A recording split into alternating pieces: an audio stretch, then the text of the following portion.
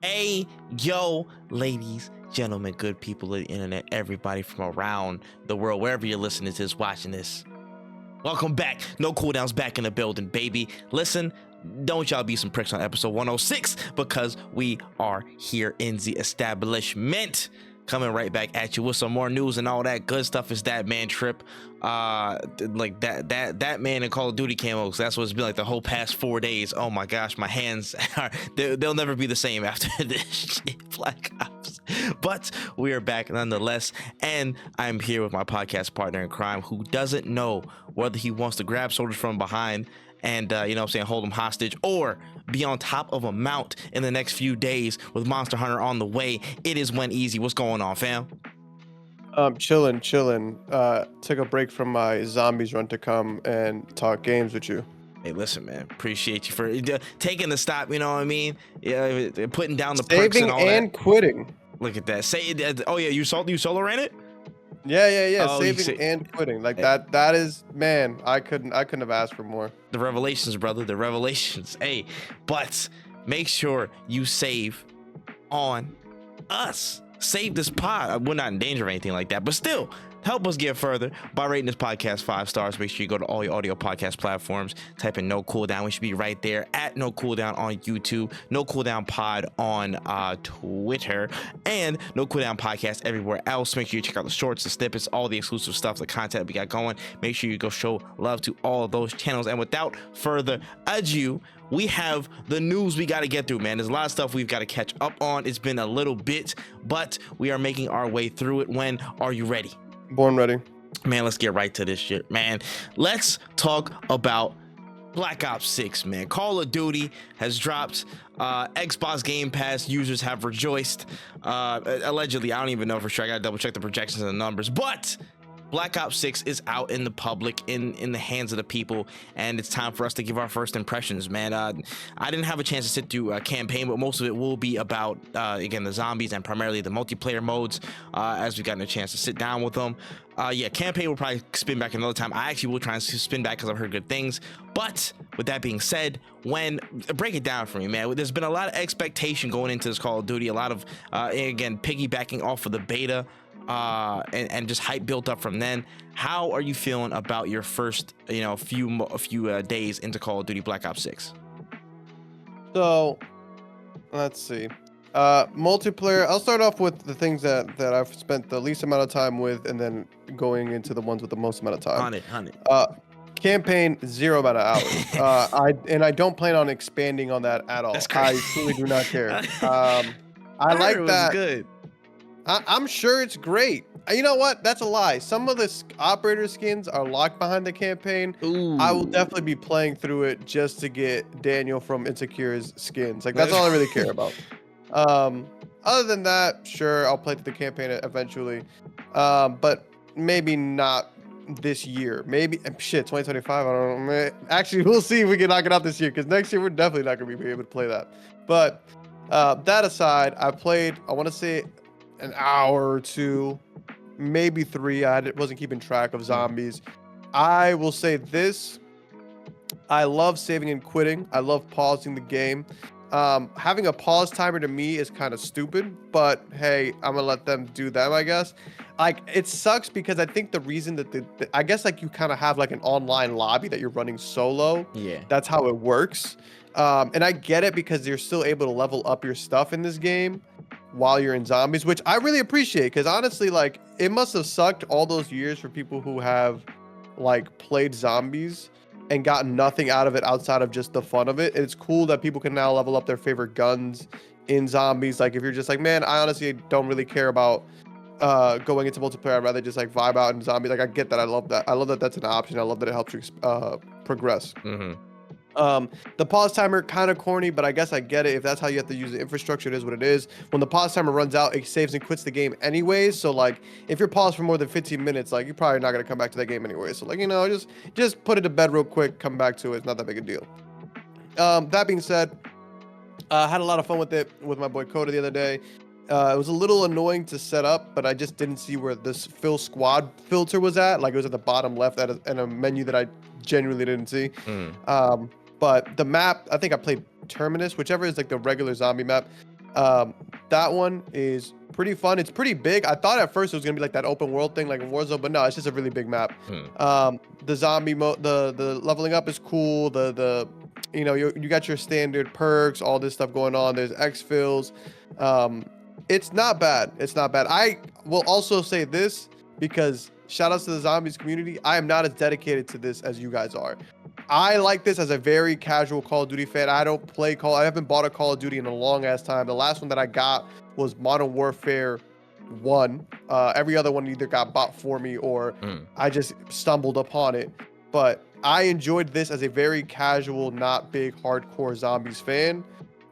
So take this with a grain of salt. I enjoyed it. I think it's cool if you're not like a super diehard fan, but I would love to know the thoughts of the zombies community because I know you guys go hard for zombies. Now to the meat and potatoes of my little review. Multiplayer.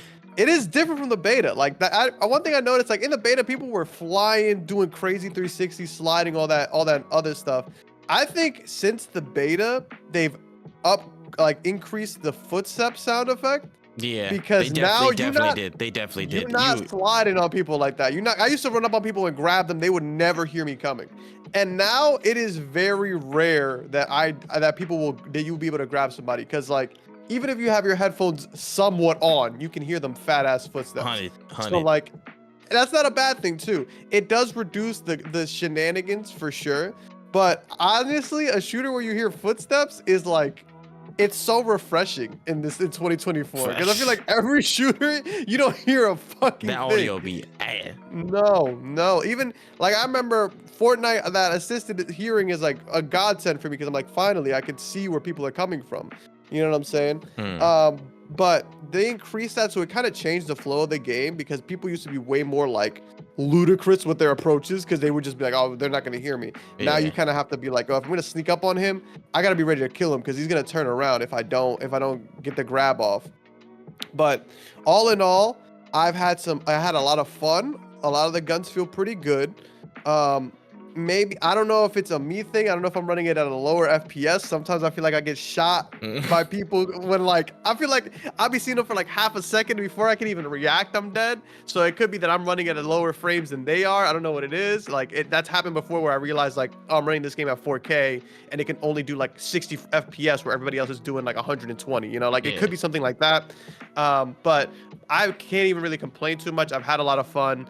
The only issues I've had were a couple glitches that I still feel like really shouldn't be in this game we're talking about an Activision mainline title, a Black Ops title. I shouldn't get the bugs of like, I'm gonna switch my audio source in the game option and it not saving when I go back to my regular game. Like that shit is annoying.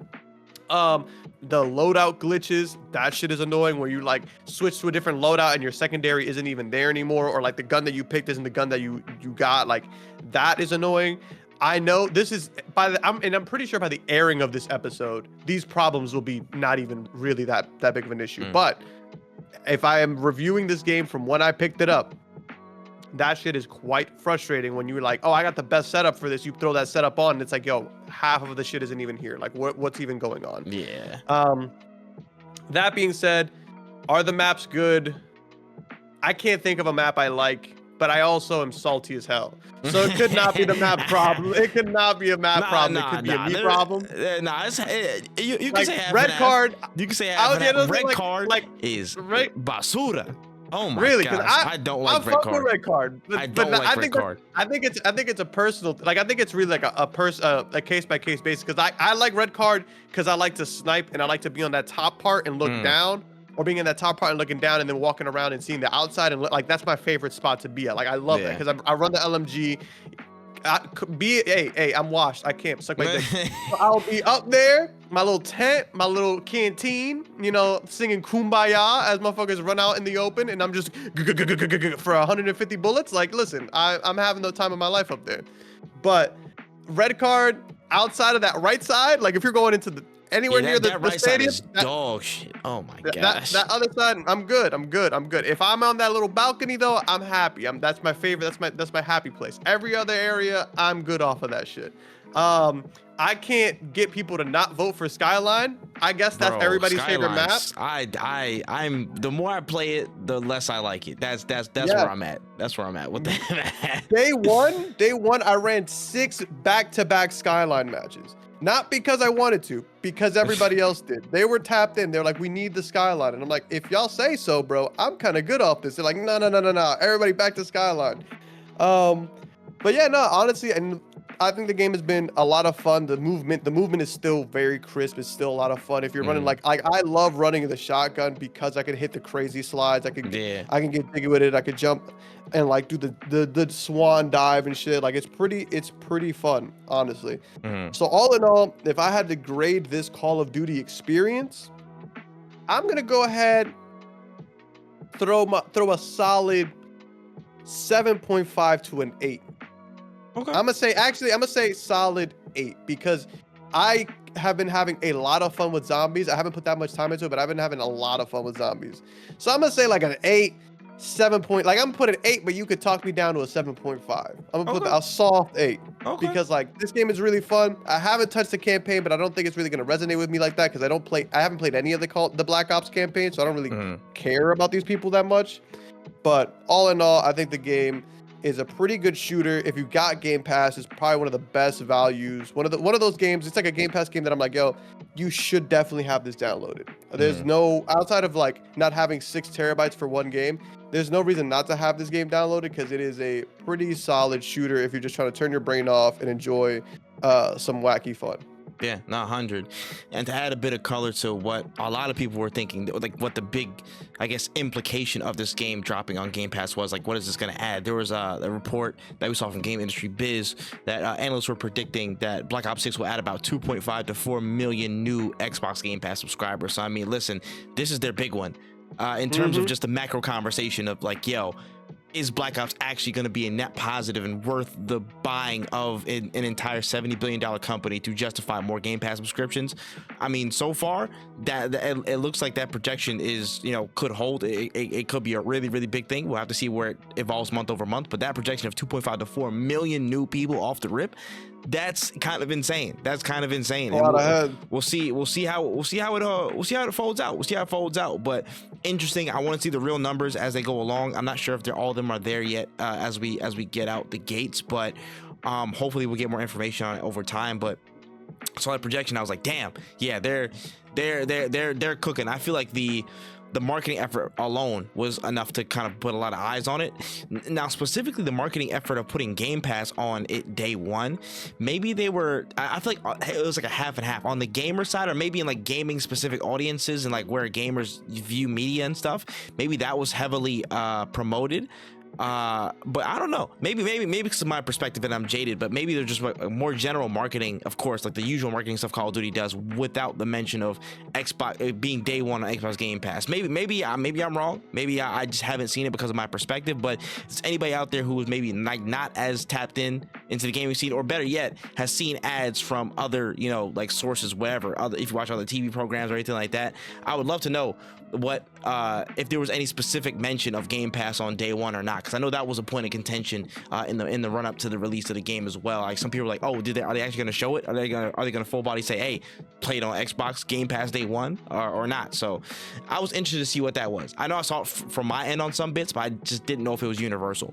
But yeah, I think I was gonna say, like, I feel like I saw it, but I can't really say if I saw it via a commercial or if I saw it via like the people who I follow who talk about this stuff all the time. Yeah, like a tweet or something like that from the official channel, which I understand. So like it's fair, but I want to know if that was universal to like make sure they're hammering home, hey, get Game Pass or else, like one of those ones. But yeah, I mean, we'll see. But my recollection of the game, I have to give y'all a campaign another time. Zombies, I'm planning to literally play tonight. So if y'all see some of the footage, some of that shit might be zombies. So we'll figure that out. And multiplayer is what I've had the bulk of. We jumped into it immediately. I think we got mad hours long. We have at least a few play sessions. Listen, I will say this: the core gameplay, the loop, honestly got a little bit more refined than it was in the beta. Obviously, I feel like they smoothed that out, and I'm absolutely fucking enjoying my time. Like, I'm just an older, retired Call of Duty sweat. As an older player, coming back. I'm not as mad as things. I'm not as mad at things anymore. You know what I'm saying? I can just chalk it up to the game as the game. But honestly, I don't feel like there's any like crazy cheese that I've seen yet. Maybe there are some meta guns like the C9 in any like medium-sized capacity. The C9 is gonna fry, but I have a C9 too. That's like the base one, so I'm not mad. The base submachine guns frying, I will never be mad at. Like the MP5K, the MP5, whatever. Like I will never be mad at that. Some people, again, everybody uses like the XM4. Like, oh man, you're going crazy with XM4 as the base weapon. Yeah, everybody has the base weapon, so I can't be personally mad at that. So when it comes down to the core gameplay loops and what I've seen, it feels fantastic. It feels absolutely responsive. The movement, the omni movement, I feel really good about. Just a lot of variety that you can put in there. Like I feel capable.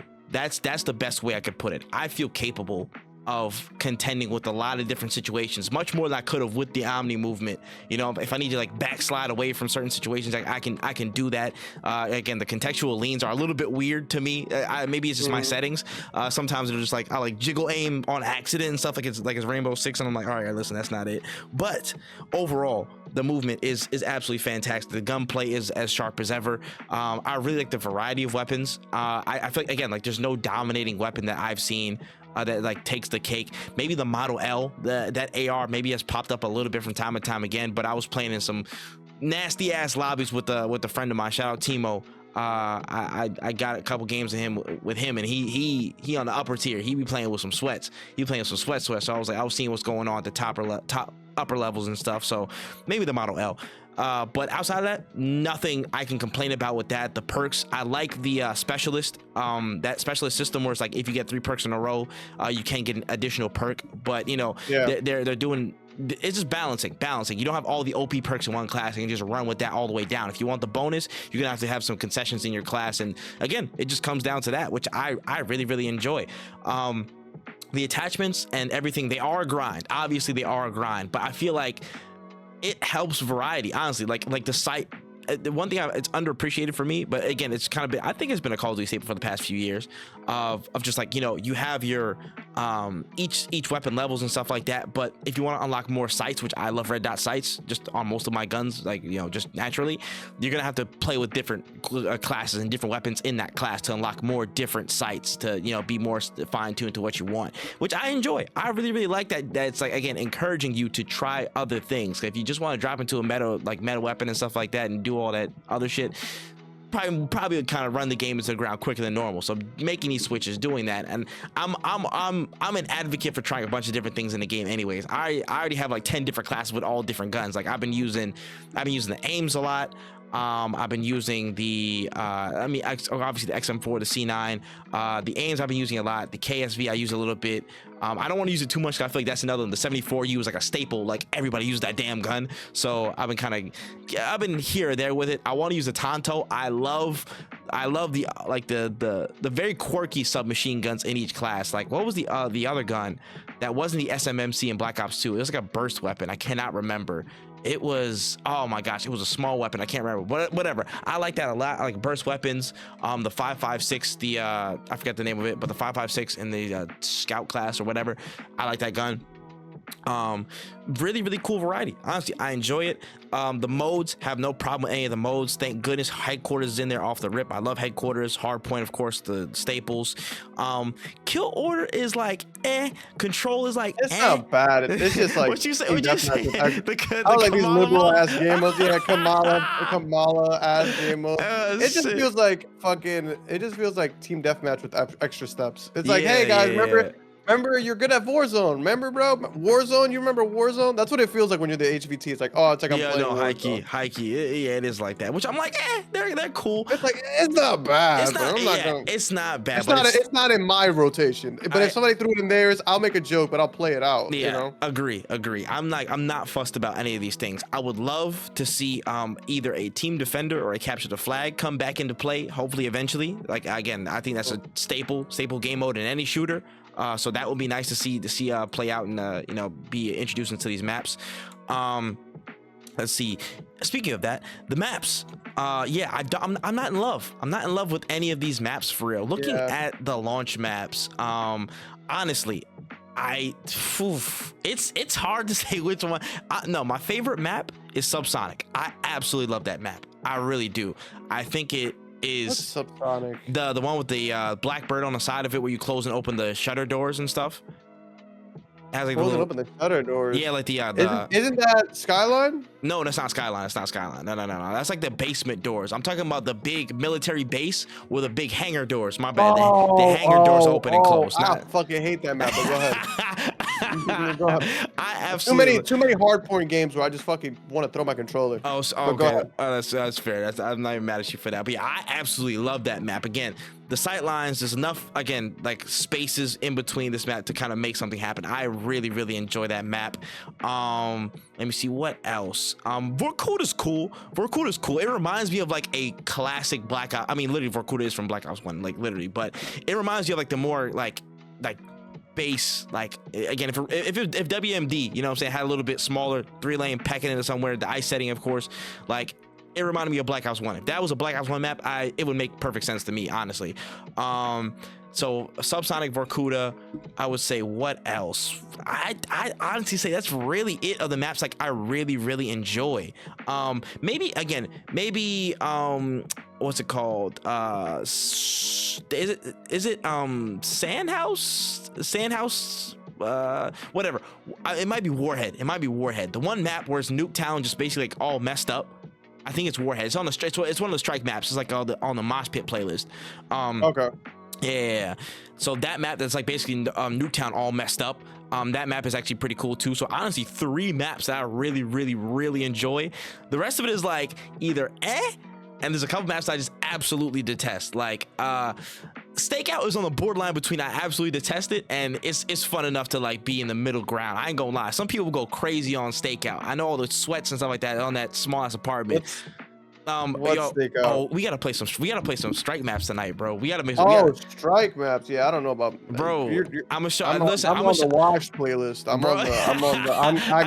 work 8 hours a day. Concord, brother. Playlist, bro. Like listen, man, I might fall asleep halfway through the match. I'm dead. Listen, I'm gonna show you one time. I'm gonna show you the map one time, but you'll understand what I mean. It's literally just like an apartment. It's literally one square. It's one large square apartment. It's fucking awful, bro. I'm not gonna lie, but it's fun, but in an awful way. That's all I have to say about that. But yeah, Pit is there as per usual, and Pit's the usual pain in the ass, which I'm like neither here nor there about. Gala, again, I actually like Gala a little bit more in the full version. I don't know why, because I hated it in the beta, but you know, I guess time heals all wounds. I don't know. Everything else is like whatever.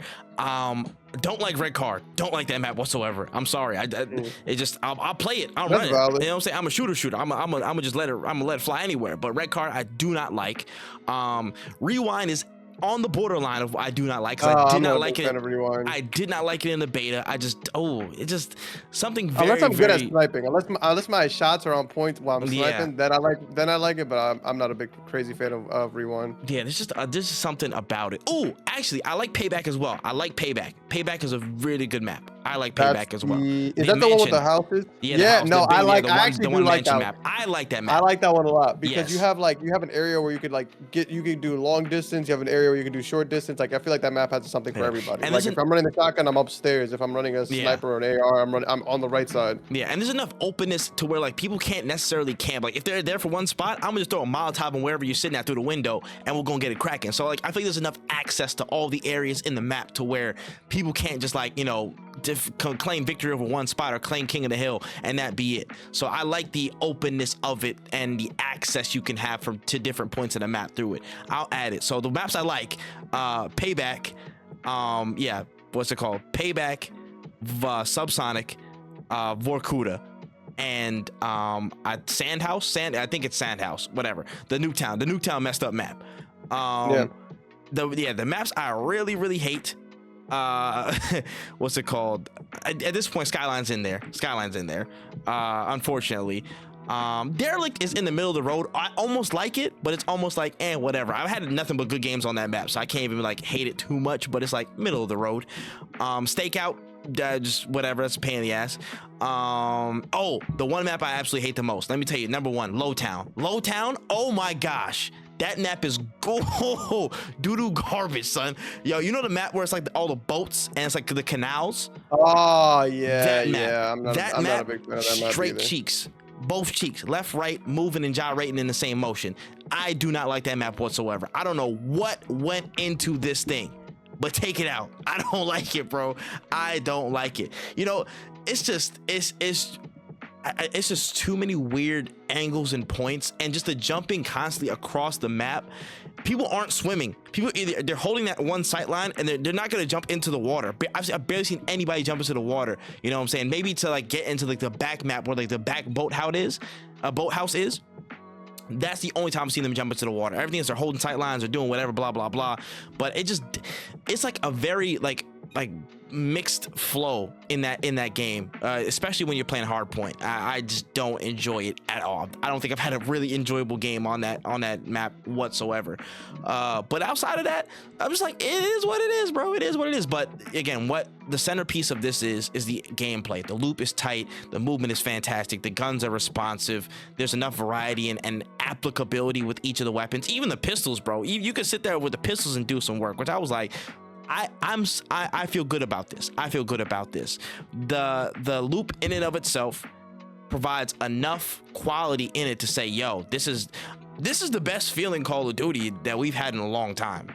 That's just my opinion, honestly. So if you want to, my first impression, I think this multiplayer in general, this easily outclasses most of the past 4 or 5 that we've gotten.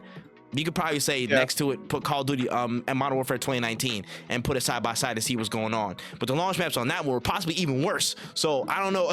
I don't know how bad. I don't know how much it stands in time. But I think Black Ops is off to a flying start. Black Ops 6 is off to a flying start. We got Nuketown this Friday, so I'm like, listen, we're back into the trenches, boy. I don't know if people's on, but I know when I'm on. So that's gonna be fun. But so far, I'm really enjoying it. I cannot wait to get into the campaign and see it, because Treyarch always has really good campaigns. So I'm never worried about those.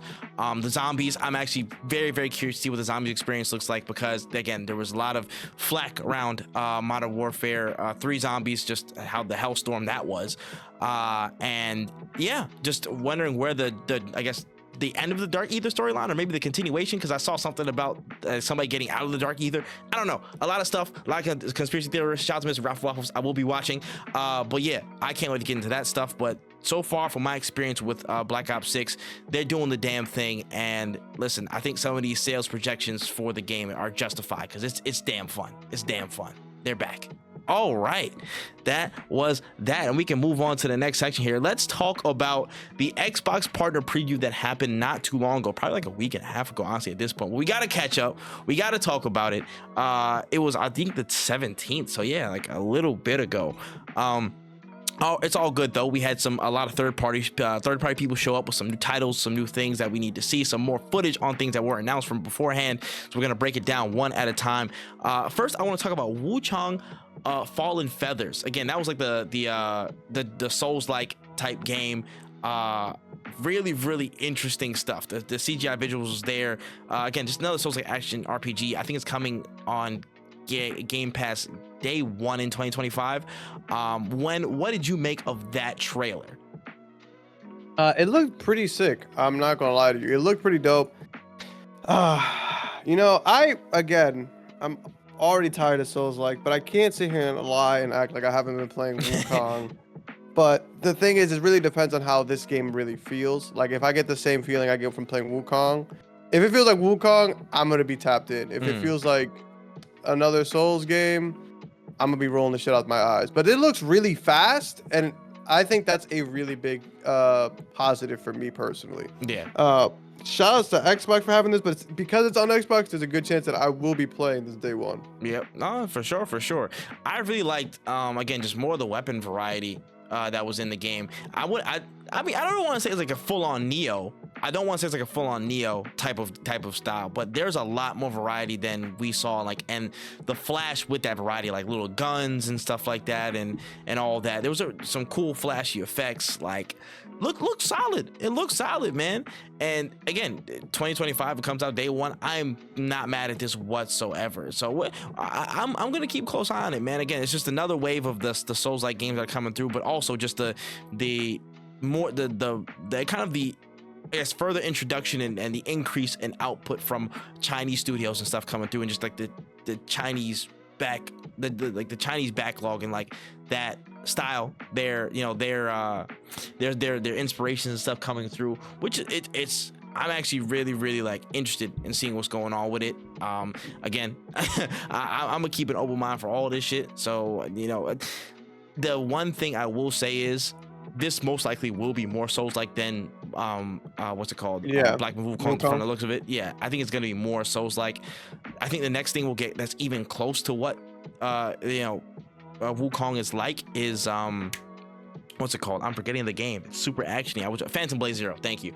Yeah. I think that's the next thing that will be closer to that in terms of like the action and the pace and the ability wise just approach.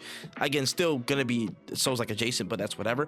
But I think them snagging a Souls like that can hit that caliber potentially, that's good. So Wuchang Fallen Feathers, man, I think we could see some solid stuff, bro. 2025 is disgusting, but listen, they're trying to buff up their catalog, man. The Xbox trying to buff up the catalog, and this coming day one will definitely help. So that's cool. That's cool on them.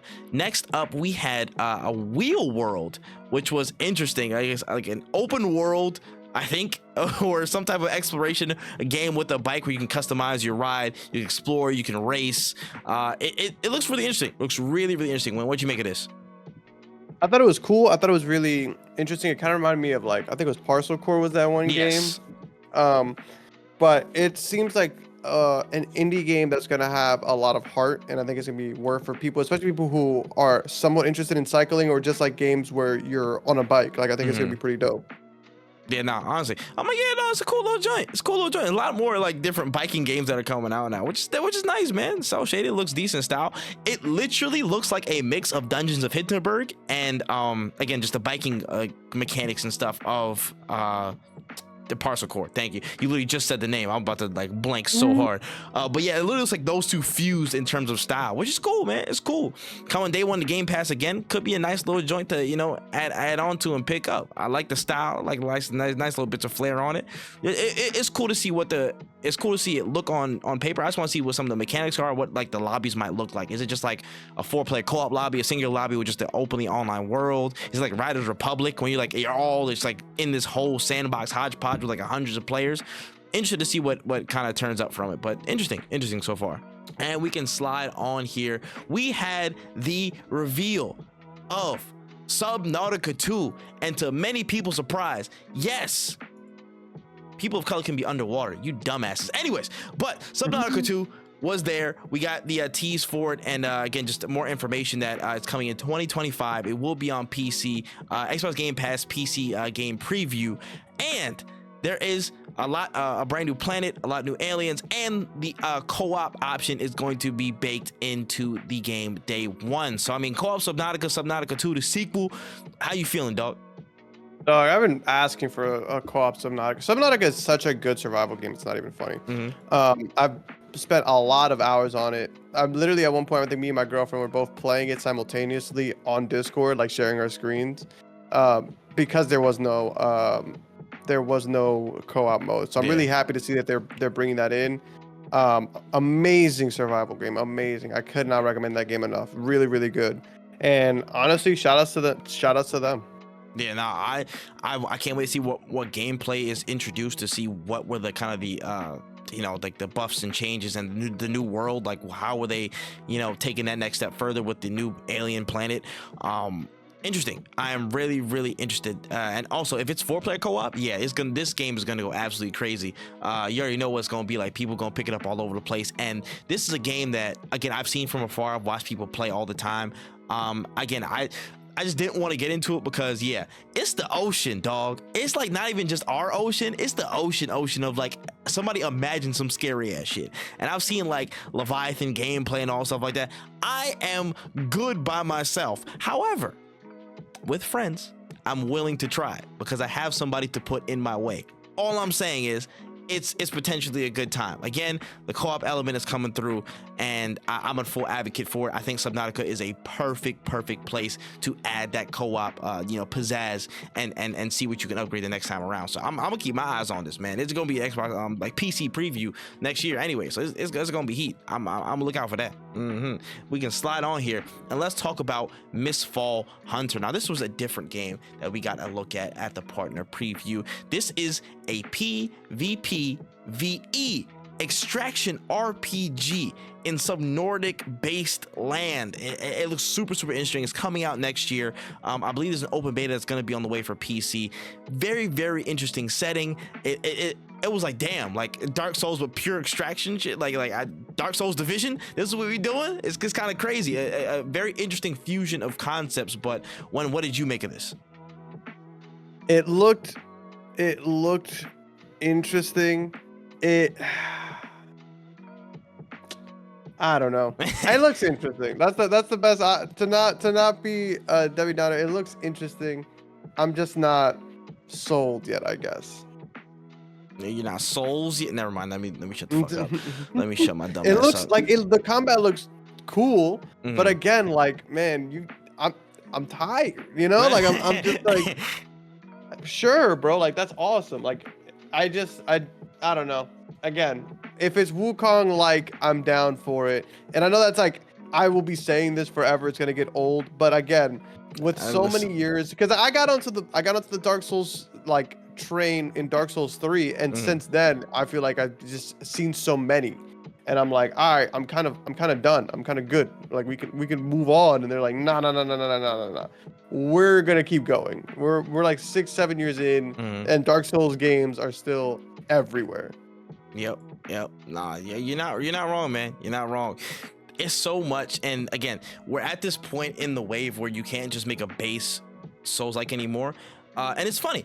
Like I think most waves in this current state of gaming have to go through this metamorphosis, or must go through this metamorphosis. Like, you can't just drop a base, game, or a base lookalike or copycat game, for lack of a better term, in that genre. You can't just drop another entry that's base with nothing else but a different world and be like, yo, yeah, but play the game, guys. There you go. We already have like 1,000 different ones, dog. It's hard to cope. So you're seeing this metamorphosis where games are starting to fuse different elements from outside. Again, like, this is pure PvPvE. It's not like separated. It looks like a whole open world, but you just do that, and, like, again, adding the extraction element where you're going in, you're having a run, I guess, and you're I guess progressing the story. I'm not sure how that's gonna look in real time. The system looks like 50 no. I'd say 70-30 or 60-40 Souls Wukong, if you want to call it a split, because I see some of like the easier times to parry. The movement looks a little bit crisper and not like, oh, you can just float around or whatever. You have to dodge roll. This looks a little bit more action. It has a little bit more flair to their animations, in my opinion, but there's still that Souls-like element that kind of jumps back into it, in my opinion, at least from what I'm seeing. It's funny though, back to the point of the metamorphosis. Like, Souls games can't just be Souls games anymore. Souls-likes can't be just Souls-likes anymore. They have to add something different. They have to add the twist, or else they don't even stand a chance. Just like how FPSs at this point, you're seeing Fragpunk with the shard card system. You're seeing another game that we'll talk about in a bit from this game, actually next. Like, you're seeing a bunch of these games that are FPSs that are now doing big implied twists. Splitgate as well. They're doing huge implied twists on what the natural order of something is, what the natural order of what the genre is, because it's just not enough to be another entry in that lane, anymore. That's dead. That's dead. Battle royales. I don't know if you saw it when, but like Project Ethos. I don't know if you saw the any of the rollout for any of the footage for that game at all. But listen, that game looks mad generic, but the fact is, like, it looks like, I know what you're talking about. You know, said generic, and it immediately That's crazy how that was the opposite word that got you. Unfortunately, it looks super generic. But the thing that they're trying to sell is as you go along, like, oh, they're putting the roguelike elements in the top of it and really emphasizing those things as like, oh, big changes to the game. And as you're playing, it's like a roguelike, but also a battle royale. And it's like the battle royale genre has gotten so far that any new entry has to be changed. It has to metamorph basically and be something beyond, and be an addition or an amalgamation of multiple things to just stand a chance. And it's just not enough to be a solo thing anymore. So it's interesting to see how it's applied to the Souls-like genre now. And it's just interesting with Mistfall how that's gonna play out. It's already having a big burden just being even likened to that lane. It could be more action in the end. It could be way more Wuchang in the end, but it's still, even Wuchang got the comparisons because we didn't know what to expect. So people automatically put that assumption on, like, yo, this is another Souls, like, I guess, I don't know. But then they looked up close. Oh, it's an action game. People forgot what that term even fucking existed. But yeah, Mistfall Mistfall will have an uphill battle. Not a steep uphill battle right now. It depends on how far it progresses in terms of its marketing and what it reveals over time. But it does have a slight uphill battle because it's walking into those expectations, and the twists have to really hit home in order to have some staying power at this point in time. Yeah, no, that's that though. But we can talk about the next game where I was mentioning in this that last little rant. Blindfire. Blindfire was a brand new game. I believe it was what's it called? It's basically like a brand new FPS that it's just in the dark. It's completely in the dark. There's like a lot of like different, I guess, mechanics and different like parts of the map. I think it's co-op as well. It's out now in the preview program, which I did want to try out at some point, but time got away from me. But yeah, like, just the main premise, the main selling point is everything's in the dark, and you're glowing up the dark with either your shots, attracting the team to your fire, and the muzzle flash and stuff like that, or some coordination. You're staying in the shadows and trying to pick people off, one at a time in another fashion. So what did you make of what you saw from Blindfire? It looks cool. It felt very VR, but like, as long as it's not actually VR, I'm not against it. But it looks really interesting. The thing is, how long can this gimmick last? And I don't like calling it a gimmick because it could very well be the next big thing. But like, how is this going to? How are people going to react to this? I think it's interesting though. I think it's very cool, and I think more games should have a mode similar to this. But like, what's stopping Call of Duty from just being like how like Instagram one day stole stories from like Snapchat? Like, what's stopping like Call of Duty from being like, hey, we're just gonna have this all in the dark mode, you know? Like, that's my biggest thing. But I think I think it's cool. I think it's a very cool concept. No, you're not wrong. You're not wrong. It's like, how can you again establish that you're more than just that twist, you're more than just that gimmick, you know what I'm saying? Like, if there's no substance past it, how do you intend to keep people around, you know what I mean? Like, and that's the hard question that this team has to answer. I really do want to try it and actually look and see what the temperature check is on this game. But it looks interesting. The twist looks super interesting. I'm actually like pretty interested about this. But with all the other FPSs, we just spent again 20-25 minutes talking about Call of Duty. It's hard because everybody, whether you want to think it or not, it's kind of being folded into the same space to the casual consumer. And how are you gonna survive if you can't at least get some some share off of that and get some people into your camp? That's kind of the tough thing that they got to do. Yeah, like, how many people realistically are you gonna get off of Call of Duty, off of the finals, off of Apex to play your in the dark shooter? I think it's cool. I think it's a really cool concept, but I just hope it's more than just like a fad or a phase. Like, everybody's like, oh, that was awesome, and now we're done. Yeah, no, I agree. And then we can talk about Cronos: The New Dawn. This was like a time bendy horror based, like it's some third-person survival horror game from the same team who made the Silent Hill 2 remake. They are in their bag right now. Honestly, they were like, they said the other day, like, hey, listen, we know the secret. We're just not making shitty games anymore, guys. We know what's going on. Like, they were like, bro, we know what we're talking about now. So they're back. They're on the ball with this one, and Cronos: The New Dawn is like a really interesting, like, super like crazy time story. Basically, it looks mad interesting. I don't know what to expect. People were playing chess. There was some people with like the Death Stranding, you know what I'm saying, like the thing, detectors on their shoulders and stuff, zero gravity, a bunch of weird looking aliens and stuff. I don't know what was going on, But when, what did you make of this? I thought it was interesting, but again, like, it's a cinematic. We don't even know what this could be. This could be a Bejeweled type game. We don't know what's going on here, but no, I think it's interesting. That dude's helmet, it makes me uncomfortable. I will say that. It just doesn't feel right, but I guess that's the point. I will be looking into it. I'll keep my eyes open, but yeah, no, it made you ask a lot of questions, and it kind of reminded me similar to Death Stranding's announcement. Obviously not the same, but it did make me be like, what's going on over here? Like, what how am I supposed to feel? You know, I hear it. And I'll be real, I'm not with that scary shit like that. So no, me neither. I'll watch somebody play it. So brother, I don't know. Like it looks cool, man. Shout out to Chess, man. You know what I'm saying? That look really dope. You know what I'm saying? Making all the moves and shit. But I don't know how I feel about it in terms of like my heart condition and shit. You know what I'm saying? I don't really got one, but like it's still, I want to make sure I don't get one. You know what I'm saying? Like, it looked interesting though. It looked pretty interesting though. So we'll see what happens with that in time. And last, but certainly not least, we had a reveal after there was some interesting stuff with the lake house and all that. There was a new experience in the Alan Wake Control universe, the Remedy universe, as it were. FBC Firebreak is in. It's on the way. It's coming. It's a 3-player cooperative first-person shooter. It's within the Federal Bureau of Control. It's within the offices of the FBC, and there's some like weird otherworldly things that are like invading the entire office, the entire space, and now it's kind of up to the response unit, Firebreak, to kind of stop this whole thing, the fiasco, and bring order, balance back to the whole offices and make sure everything's cool. The gameplay looks really, really interesting. A lot of different, you know, like visual bending stuff like Remedy does, cool environments, some like zero graph play, a lot of different specialist classes and stuff. Like, interesting, very, very interesting stuff. Another co-op experience on the way. What do you make of FBC Firebreak? I think that looked cool. It kind of reminded me of Zombies a little bit. I thought it was very interesting. I like that they're going to continue to make things in the realm of Control.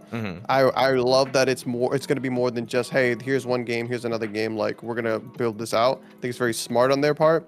And I am excited to see what this game plays like, because if it's a zombies like game, I'd definitely be down to try it. Yeah, 100. It feels like a zombies like game with like a lot of different twists on it. But hey, listen, I will say this. I told y'all, didn't I? I told y'all these co-op games are gonna open up like a flood, man. I knew it was coming. And I feel like, one, I agree with you, Wen. This is an absolutely smart play from them. You don't have to completely, go all the way in on third-person survival horror. There's another action game. You can let those cook, because they only have so much resource to work with, and you can drop smaller, more insular experiences to help build out the universe and help build out the world and attract potentially new players. A co-op experience is the perfect way to kind of fit those needs, and the game looks really interesting. It looks really, really interesting. The enemies look really intriguing. The weapons look dope. I'm interested. Again, co-op experience, I am interested. It immediately puts something in my head to like, hey, maybe I should check this out, see what's going on with it. Especially the ones that are like embedded experiences, like co-op primarily. So I'm really interested in it. I think, again, just add some more of the wave we've seen of just like more co-op games that are coming through, and I think that will not stop whatsoever. I'm interested. I got both eyes on this. I'm not blinking yet, but yeah, I'm thinking that's a really, really interesting title to drop, and I'm curious, man. But yeah, outside of that, those were kind of like the unknowns and major updates. I know there were some smaller things in the partner showcase, like Mouse. We've seen PI for Hire.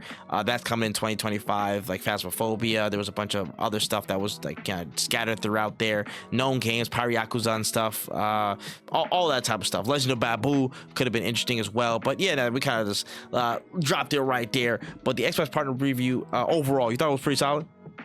I thought it was pretty solid. And that's the thing that sucks, is that because of work, I wasn't able to catch this on. I wasn't able to catch it like live. I kind of just like was reading through most of it as it was happening. But I thought, all in all, I thought it was a great showcase to show off, to put some a lens, especially in a time where like we're all looking forward to Game Awards, right? Like that's the next big thing. I'm not really paying too much attention to anything that isn't really gonna be anything outside of Game Awards. So having this like showcase where like you don't have to like sit there and like think to yourself like, man, I want to show out, I want to show my game off, but I don't want to have to compete with fucking GTA 6 gameplay trailer. You know what I'm saying? Like it's a good showing for smaller things that people like me and you might be more interested in, as opposed to like the general consumer who would have totally forgotten about this if they showed this at like Game Awards. Yeah, no, I agree. I think, like, bro, you already know what time it is, bro. Next year is going to be absolutely demonic when it comes to the assault on our wallets. It's not going to be fun. It's not going to be fun. And Xbox is doing the smart things and kind of loading up a lot of these titles, whether they be third party. I think some of them were the third party or whatever, but at least buffing up Xbox Game Pass first on the day one. Just to drop, like, hey, listen, a lot of these shits are on the way, bro. You gotta log in. So interesting. It was a good showcase. I like the new stuff that I saw. I like the reveals. Just for what it was. Again, it's gonna be a smaller thing. They've been pretty effective with these partner previews. Honestly, I think they've been pretty consistent this year. I think it had 2 or 3, and all of them did what they were supposed to do. Weren't too bloated. Had a couple of decent surprises in there. Was cool. I liked it. All right, we can get a move on into the trailer trove and get some more shorter stories in there. You remember that giant ass game Crimson Desert, and like where the people were like falling from the sky and all that stuff like that, just like medieval, but also Breath of the Wild, and also like absolutely batshit insane. So basically, the team behind that, Pearl Abyss, they were offered apparently an exclusive contract to have some deal with Sony and PlayStation, but the studio said no. Apparently the studio was like, nah, I'm good. We're okay.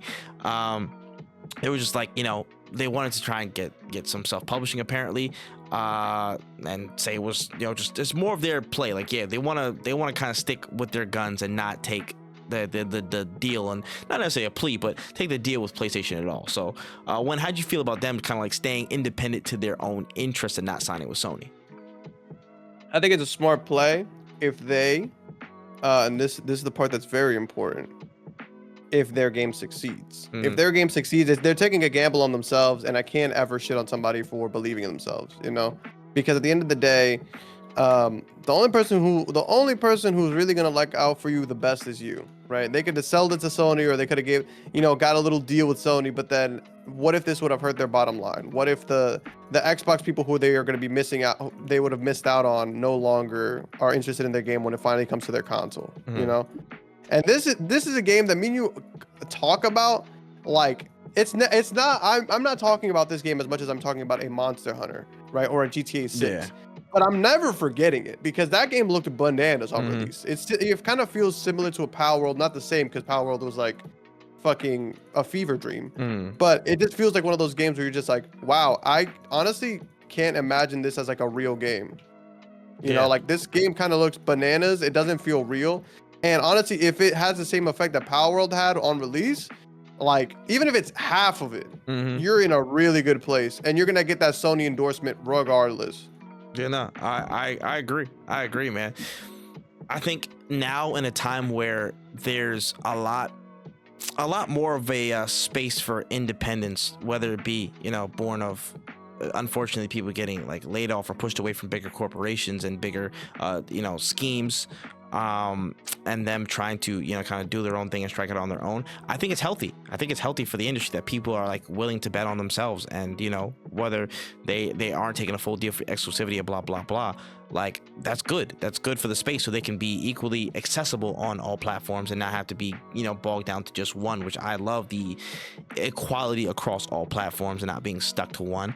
And yeah, they just don't have to go through all that trouble. Again, the unfortunate kind of back example I want to give is Square Enix. I mean, listen, they signed away a lot of their exclusivity to PlayStation, and while they've done good, in some ways they haven't done good at all, because they've apparently not met sales expectations on a lot of their different games. And it's kind of hard because I wouldn't say the main reason is the Sony exclusivity that's been bogging them down for so many years, but that is a significant factor. That is a significant factor in them kind of undercutting some of their sales, at least on console, and delaying themselves on PC for certain releases at the time. Like, that can be a hampering if you're selling or whatever, and you're taking some of that cut from Sony for the distribution or whatever the deal may be. There is some potential stuff and potential money you leave on the table by going exclusive, because you could tap into a whole wider base on another platform. So it's a toss-up that you got to kind of really consider. And I'm glad that Pearl Abyss is like, you know what, we'll take the bet on ourselves. And again, hopefully that's just the trend of more people kind of taking that stance of like, you know, we can try luck independently. We believe in the product, and we don't have to be, you know, signed to one and cut off access to another just to get our game out there, which I'm very happy about hearing. So yeah, more of that, man, more of that. All right, we can slide on here and let's talk about Bandai Namco. Unfortunately, we saw that there was a bunch of like layoffs and stuff that happened over the past like 2 weeks. They were reducing their workforce, and apparently they canceled a couple of titles, including One Piece and Naruto based games. There was a project with Nintendo that got canceled. And this coming off the heels of Sparkin. Like, that's like just wild timing again. How do you feel about this? Always sad to see. Personally, I've always had issues with some of Bandai's titles and their handlings of certain IPs. I do think that certain games that they developed were definitely undercooked and might have been made solely to make some money. Shout out to my Jujutsu Kaisen fans. And I don't like hearing about the layoffs. I truly do think that, like, even in the way Tekken has been moving, like having stages that are like $5 and like not included in the season pass, like it's kind of like we saw the writing on the wall, so to speak. Doesn't make what happened feel any better. You know, you hate to see people losing their jobs, like these are people's livelihoods. But I really hope that there is a better from the top down. I would hope that now the top brass is like, yo, maybe we need to actually like sit here and think about our actions, our part that we played in this, you know. Maybe we don't just shovel out games and assume people are going to buy them. We're in a recession. People are going to just buy whatever they want, especially when there's so many really good quality games on the horizon, you know. Maybe it's time we focus in and make more quality good titles that people will actually enjoy. Yeah, no, I agree. It's like, I hope everybody that has been, you know, furloughed and laid off land on their feet. It's just like, I just hate that timing of like, oh yeah, let's just use the news of Sparking Zero dropping 3 million units in 24 hours, and let's use that as the perfect time to just drop this. You know what I'm saying? We've been eyeing this up for a while. Let's just slip this in there and the next day over, and hopefully nobody will notice that much. Like, it's just nasty to me, bro. That's just nasty, especially close to the holiday season. It's kind of bananas. Nasty work, bro. Nasty work, man. It's just like, it's just interesting, man. It's interesting, and it's like, one thing I've definitely seen as well, there's like an interesting little side story of like, I think it was Cartel Dell, shout out to Cartel Dell, talking about like some of the practices of like letting employees go, or not necessarily letting them go, but it's basically just like some type of practice where they basically like put employees in very uncomfortable positions, not like physically or anything like that, but just like, oh, they give them no work to do. They put them in like weird places in the office or whatever, and basically encourage them to quit, encourage them to like you know, like go away and not like take. I don't know if it has to do with like payment or like a status thing. I don't know what that is, but that's actually kind of insane. The more we've like kind of like dived into it, like it's wild. So it's like, damn, like y'all reducing staff like that, bro? Yeah, no, it's nasty work, and it's something that's been practiced many a times, where they just put you in a room and you're just like either gonna go insane, or you quit and do what's best for you. But at the same time, quitting, as most people know, has repercussions that may not benefit you in the long term at all. Because some jobs you won't even get a severance. Like, you will just like, oh, you want to quit? Well, then that's on you. You have to pay. We're not gonna give you nothing. You're just gonna have to, you know, do what you can with what you have, you know. Hey, listen, that couldn't have been me, brother. I'm about to say, I'm like, listen, yo, don't put me in no corner where y'all can't supervise me, brother, because this YouTube gonna be running all day. I'm racking up these checks. Yeah. They gonna see me when I'm 60, brother. But yeah, no, that's crazy still. That's crazy. But we can slide on here and let's talk about Netflix's AAA gaming division, and that shit is shut down, bro. They shut it down. They closed it. It's been less than 2 years since they came out, which is kind of insane. thinking about like again like Raf Grassetti from Sony Santa Monica, Joseph Staten from 343. A lot of people came over to like kind of jumpstart their own things, and Netflix was looking to trying to jump into gaming in a big way, but just kind of flopped and disappeared just 2 years later. When, how you feel? Not surprised. And not even saying that like in a condescending way. Like I hate that they put the money. It is kind of is what I feel like when I found out that Riot closed down a lot of their studios for things like their single player games and the indie games that they made. Like it's just like if it was your idea to make this shit and you hired all these people to make this shit, why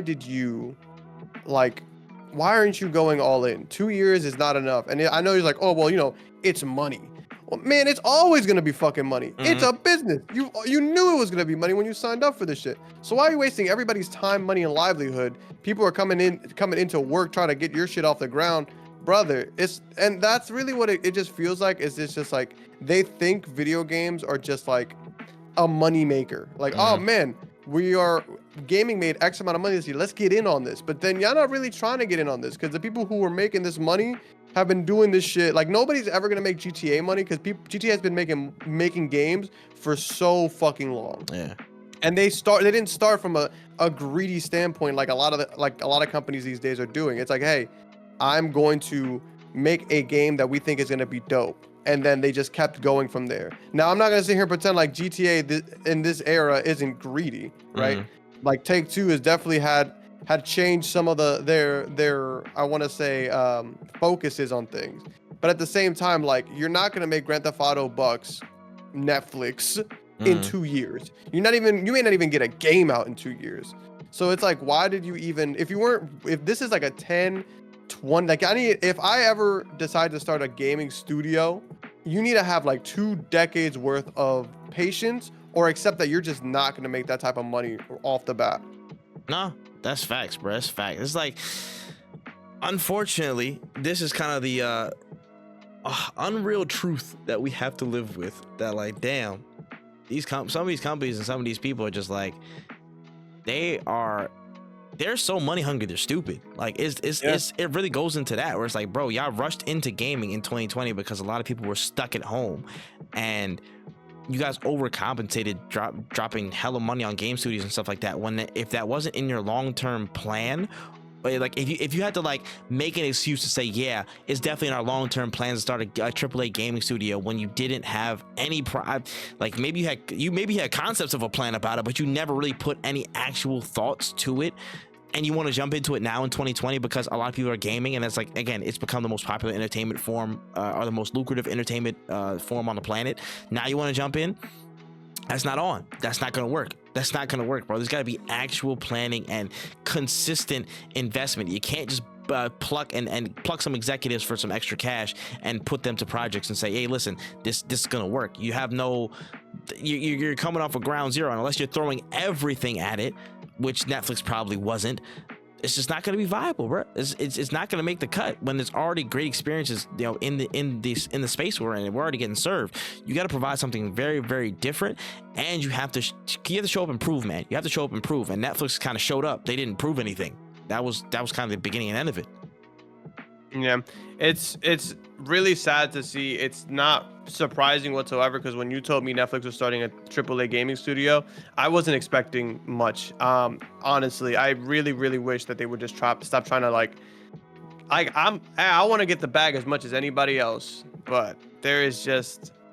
I'm realistic about it too. You're not just playing with your own money. You're playing with like livelihoods of people, and it's really fucked up when you half-ass something and then ruin somebody's life. Because I promise you, the execs, they're not taking the heat of nothing. They're not taking no L's. They have not taken an L yet. They're just gonna shrug their shoulders and say sorry and just move on to the next thing. Like that's really what they about, bro. It's nasty work. It's just insane, bro. I just don't understand how what's it called? Like they can just survive off of all that. But I mean, listen, that's just the way of the consumerism, capitalism, all that other crap that we're in. But it is what it is. Netflix AAA gaming division, rest in peace. All right, but we can start to slide on to the next thing right here. So the Analogue folks, the Analogue team that were behind the Game Boy Advance, like the emulator, kind of the remade emulator thing, they have introduced the Analogue 3D, basically just like a 4K remake and remodel of the N64, and they were just like, listen, the return to tradition, reject modernity. They just did the whole meme at this point. They were like, listen, they went full on like existential with this, and they brought back the N64. People were just like, guys, okay. you don't gotta take yourself too seriously. I'm gonna read you this one sentence right here. In a world obsessed with progress yet haunted by impermanence, Analogue 3D feels like an anomaly. That's insane. How do you feel? I think this shit is dumb. I guess if like, man, as somebody who's played a lot of N64 in his day, and I didn't even have the well, yes, I had the console, and I legally bought every single N64 game. Absolutely. It's so fun. I love it. But it's the future, old man. I'm not plugging this bitch up. You know how annoying it is to have to switch between HDMI ports? I'm not doing all this. Fuck that shit. I'm gonna put this bitch on a fucking Raspberry Pi, and I'm gonna plug that shit into whatever computer I got, and I'm gonna just rock that shit out. Also, does Nintendo know about this? They have to, right? Like, there's no way they don't. I'm sitting there like, how have y'all survived at this point? You know what I mean? Like, is this legal? Like, Nintendo doesn't even. I feel like Nintendo is more focused on the suing part. They don't even stop people from doing shit. They're just like, listen, we have so many lawsuits going on. We don't have time to keep track of everybody. But understand, there is a list, and we are working through it diligently, and we gonna get ours. All right, like leakers, understand. There is a list, and you will be dealt with according to the order in which you showed up. Like, there's a queue on the lawsuit. You not low. The movie is over. Like, that shit's insane. Again, I think it's cool if you're like you gotta have, for me to see this shit, you gotta love N64. Like, this gotta be some kind of trauma tied to this console for me to buy whatever the fuck this shit is and put that shit on the TV and be like, yo, bro, you want to play? Because there's not many N64 games that I'm really trying to play with motherfuckers these days. Like, you trying to play Mario Kart 64? No, not really. I'll play Mario Kart 8, and it's not even that I don't like Mario Kart 64, but I just why am I gonna play that bum ass game? Like, and not in the fact of it being a bum ass game. It's actually a good game, but like, nigga, it's a good game. It's damn.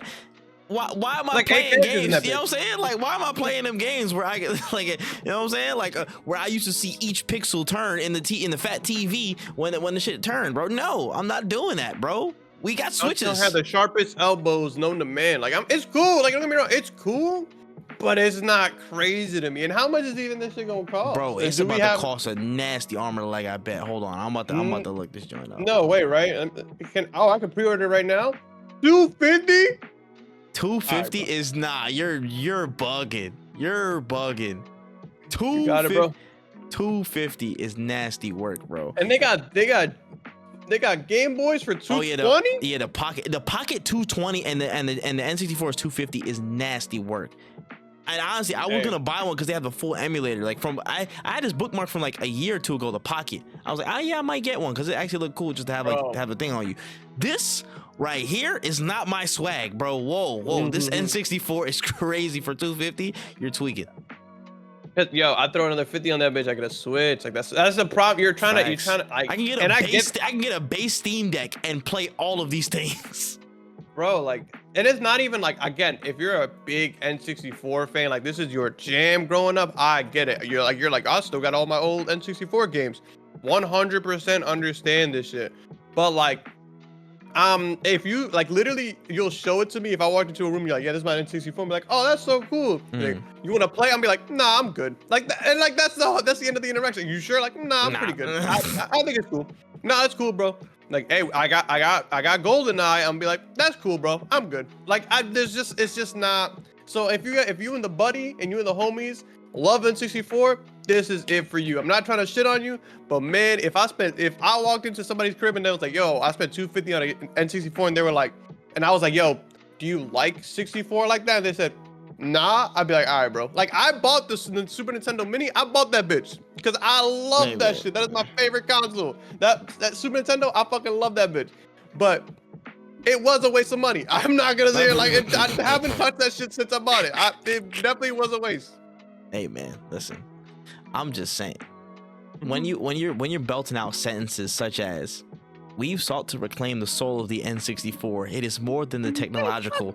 The creation of analog 3D is an act of defiance against the ephemeral nature of technology. It's a philosophical tribute to the art of an entire medium preserved with solemn dignity."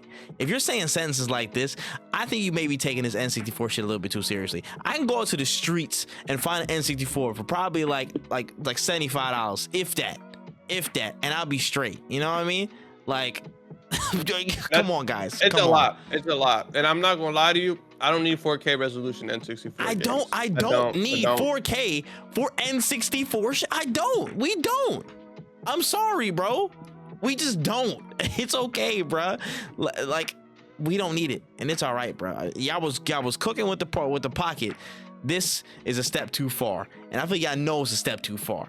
Insane, man. Insane. But we can slide on here to the next story, and let's talk about 007 himself.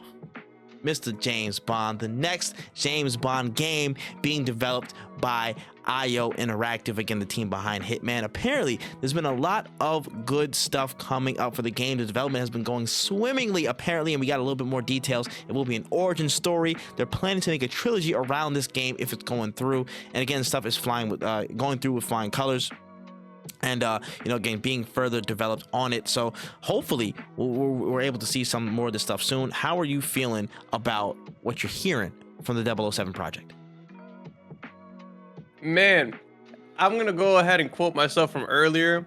I don't really care when 2020, 2024. No, I mean, like, it's cool, but that's not enough to move me. You feel me? That's not enough to move me. Will I be peeping it? Yeah, that Perfect Dark trailer was like the thing of like, oh man, this old like vindication childhood baby game can be done, right? I get it.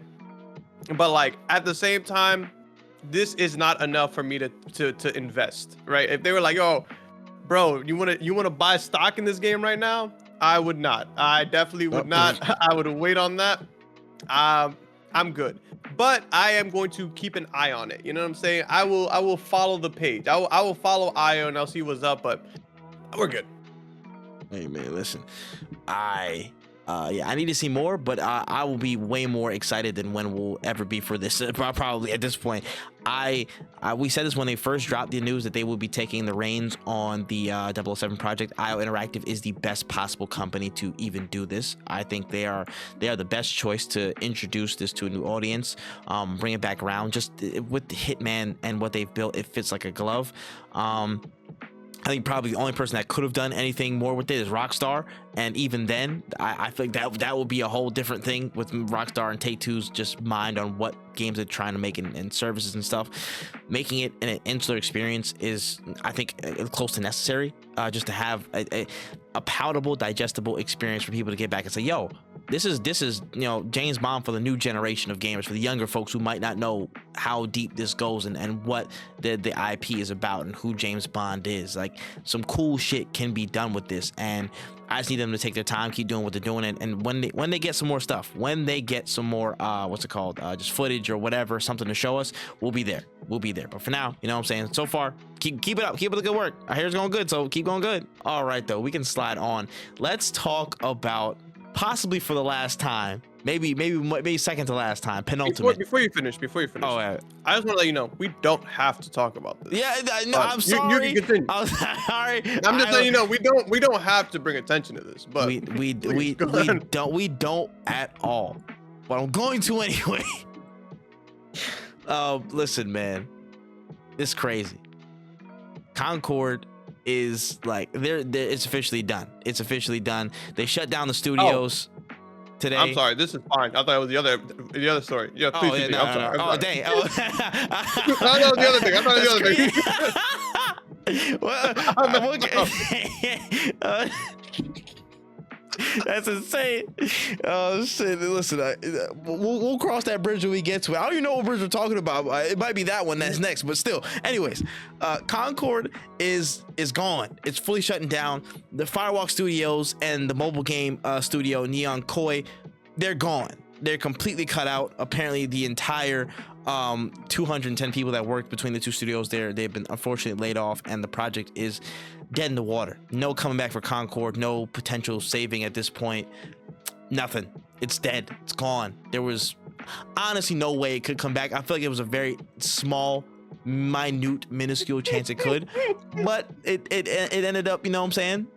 It didn't do it. It didn't do it. Honestly, great call from the haters. Great call from the haters. What you make of this? So I honestly think that we might have spent more time talking about Concord than Concord has spent out. It's really, really, really fucked up to the point where, like, if in 10 years I see a Netflix documentary about the truth behind Concord, I'm tapping in, because there's got to be something going on. There's got to be a bigger motive. The creator of Concord must have slept with like Sony CEO's wife or some shit. It's got to be deeper than this, because I've never seen somebody drops like the way this man the way they dropped Concord is like next levels of disappointment. I've seen trust fund babies who've done like atrocities have more support. Like, it just doesn't make sense. The game, and the thing is that the game didn't look awful. It was just whatever. It was cool. Like, people fuck with it. But then it's just like, I don't know, man. This shit is bananas. It's bananas to me that they got shut down. And I really do feel bad for the developers. I really do. It's hard to see the game go. Actually, I can't even say that. Why did I say that? I don't know why I said that. Like, that's just a reflex of me. I'm just trying to be nice, but because it's like it didn't even happen. You know what I'm saying? Like, we're gonna get a Concord episode in secret level, and it's gonna be pointless. Like, if I have a kid and he grows up and he's like 10 years old and I'm showing him secret level, I'm like, oh, this has all these games on it. He's like, what game is this, Dad? I'll be like, we don't talk about Concord. Like, can we play it? I'm like, man, no. He's like, did you play it? No. Why did you play it? I didn't have. It was out for a week. It was crazy. Was it good? No. Was it bad? No. No. It just didn't exist, really. Listen, man, it's just wow. Again, I thought there would be these, like, they would try and like find something there. Like, damn, like, yeah, try at least anything. like damn, like, go free to play anything and salvage this. They said, fuck everything, burn everything to the ground, and erase. Men in Black neuralize the thought that this thing even came out, bro. Insanity, bro. At this point, they might pull that episode. They might pull the episode from Secret Level just to save face and not remind people of the disaster. I think it is odd, though, that there's probably no other projects that they could have moved the Firewalk team onto. Like, anything they could have like combined people to do or add extra hands on for either of the studios. Interesting that they just like laid them off instead of probably pushing them towards other projects where, again, talent is already hard to come by, and laying off an entire team of people who were working together for some years probably is not the best way to go about things. Maybe just put them towards another project, or put them on supports where you don't cut them off at the kneecaps. Would be nice, yeah. But you know, it's like they've been working together since 2016. I feel like they have some kind of level of cooperation that's like way better than like hiring an entire new team. But like, what did y'all do? Or like, what's going on? Like, there's gotta be something going on that we don't know about. This is crazy. In my tinfoil hat bag, I'm so serious. This is what I think. I think Jim Ryan liked this game. He was like, you know what, it's kind of cool. We'll kind of see what happens. We'll see what's going on with it. Eventually, he saw it took too long. Maybe he agreed, but whatever. He retired at some point, and he has enough blood on his hands for layoffs and stuff like that. So he was like, you know what? This is a good time to get the fuck out of here, because I see the writing on the wall. This Concord thing's turning bad. We had to like close PlayStation London and whatever, Sony London studios. Like, we had to get this shit out of here. I'm peacing. And now Herman Holst, apparently, I think what the word was from what we were reading through all the stuff, that like, Concord was close to his heart. Like, he said he loved Concord, the idea of it. And a lot of people were saying and reporting in the background, I don't know how true this is, but that a lot of the talk was, a lot of the quality and like serious, honest conversations around if the game was viable or not were kind of getting bypassed because there was so much executive buy-in. So because somebody like Herman Hulst really liked the game, it didn't matter what people would say at lower levels, like, yo, the game's still coming out, you're still making this shit, because I believe in the executive round, the suits believe that this game is going to be the next big cash cow for Sony. And the fact that they got pushed out and got murdered, I think that may be a sign of, hey, I want to wipe the slate clean of, I don't want anybody to ever associate this with my name again if I'm Herman Hulst. Like, I wouldn't do that if I was him, but in his perspective, I can see him doing that. If there's any truth to those statements, I'm just saying, like, yo, like pulling a full like you know what I'm saying, like clean sweep, douse the whole thing with holy water, put it in a well, you know what I'm saying, drown it, bring it back to life, disintegrate it, and sweep away the ashes. This is a full clean that never associate this stuff again. Unfortunately, you know what the big L for this is? We're the biggest losers in all of this, kind of. You wanna know why? Why? Because Sony will never attempt a big new IP like this ever again. I don't even think they'll go an eighth as big of a new IP. I think this just shut us. I feel like this locked them into their formula of like, we need to stick with what we know now more than ever. We can't try new shit anymore. We're cutting ourselves off on the possibility of trying like new out there IPs and actually put some backing into them. Like, now again, it would have been nice to just turn however many millions of dollars that y'all spent on Concord and put that into 10 different smaller projects that could have yielded their results and built up slowly over time and not be dumbasses. But I'm not a suit. I don't know. I don't know. But yeah, in any case, it is 100% changing their perception on how they're going to carry out business and how they're going to carry out projects, bro. They're going to stick to the guns that they know and barely even give a second thought to the guns that they don't. This unfortunately set us in a path of, we might be getting more remasters and shit than we've ever gotten before. That's just how it might be for the foreseeable future for Sony. Yeah. Or I see like more smaller free to play or cheaper shooters, but even then, no. Concord was like what, $40? Yeah. Or am I tripping? No, it was 40. Yeah, it was 40 on drop. It was 40 on drop, man. I don't know. Even if we get a free to play something, it's gonna be derivative of an IP we already know, which is like, it's not the worst thing in the world, but it's also not the best. Just try something fucking different if you're gonna be so far out there.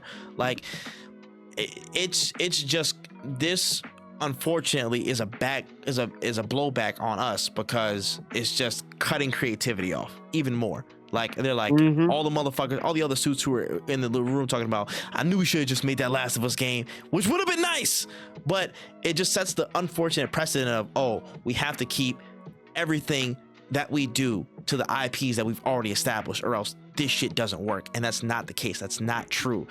You can't enforce conservative mindsets in an industry that really does crave boldness in the long term. Again, Abu Salim, who did Tales Canzeras out, I saw literally an interview. We're talking about one of his stories later on the episode today, but he was talking about his next project, again, which we'll talk more about.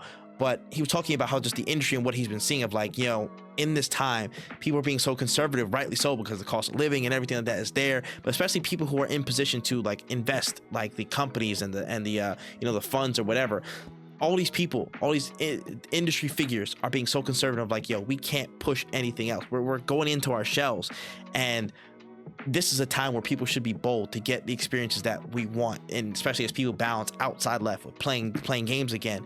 This is honestly now more than over time more than ever, where bold experiences can really rise to the top quickly. I feel like in a sea of games that are kind of middling, and you know, they lack some extra special sauce, the games that are really special stand out even more. The Elden Rings, the Baldur's Gate 3s, the Metaphor Refantasio, like those types of games, they hit double levels because they were bold, because they built on something that was there before but took it to a whole different place and added something more, added something special, you know, continue to press on something. Animal Well is another game that I put in that echelon of just doing something that's bold. It's just really bold, it's really different, it's really them, it's authentic, and it's not trying to chase a sale. necessarily. It's trying to put fun in people's hands. And Concord shutting down creates an unfortunate byproduct of companies are not gonna pursue bold even more now. It's just into their shells even more. Yeah, I couldn't have said it better myself. Yeah, it's unfortunate, man. It's really unfortunate. But we can slide on here. Let's talk about Destiny and Destiny Rising. It's a brand new free-to-play mobile game that is in development. It's apparently going to be an alternate timeline of the Destiny storyline that we've seen. Closed alphas at the beginning in December. Come on now, Destiny Rising, huh? Nah, you rising up for this? This is the game that I said we didn't have to talk about. This is fucking unnecessary. Like, I'm sorry, but Destiny, like, I know that Bungie, you want to act like y'all don't be doing the cash grabs, but y'all be doing cash grabby shit for motherfuckers who don't be looking for the cash grabs. That's all I'm gonna say. I don't know who asked for mobile Destiny. I really don't. I really wish y'all would just, like, I don't know, like a single player game. Like, I don't know who's playing Destiny and mobile games this much. You know what I'm saying? Also from a person who's a fan of the Destiny lore, why the fuck are we doing alternate timelines? Why don't you use this as a vehicle to talk about shit that y'all don't want to talk about outside of putting some fucking text on a gun? Why the fuck is this, like, you have... I'm not even gonna. I'm not gonna spend more energy on Destiny than I need to. Actually, don't even really need to divulge deeper into this shit. Y'all fucking suck. Really, like, that's really all I have to say.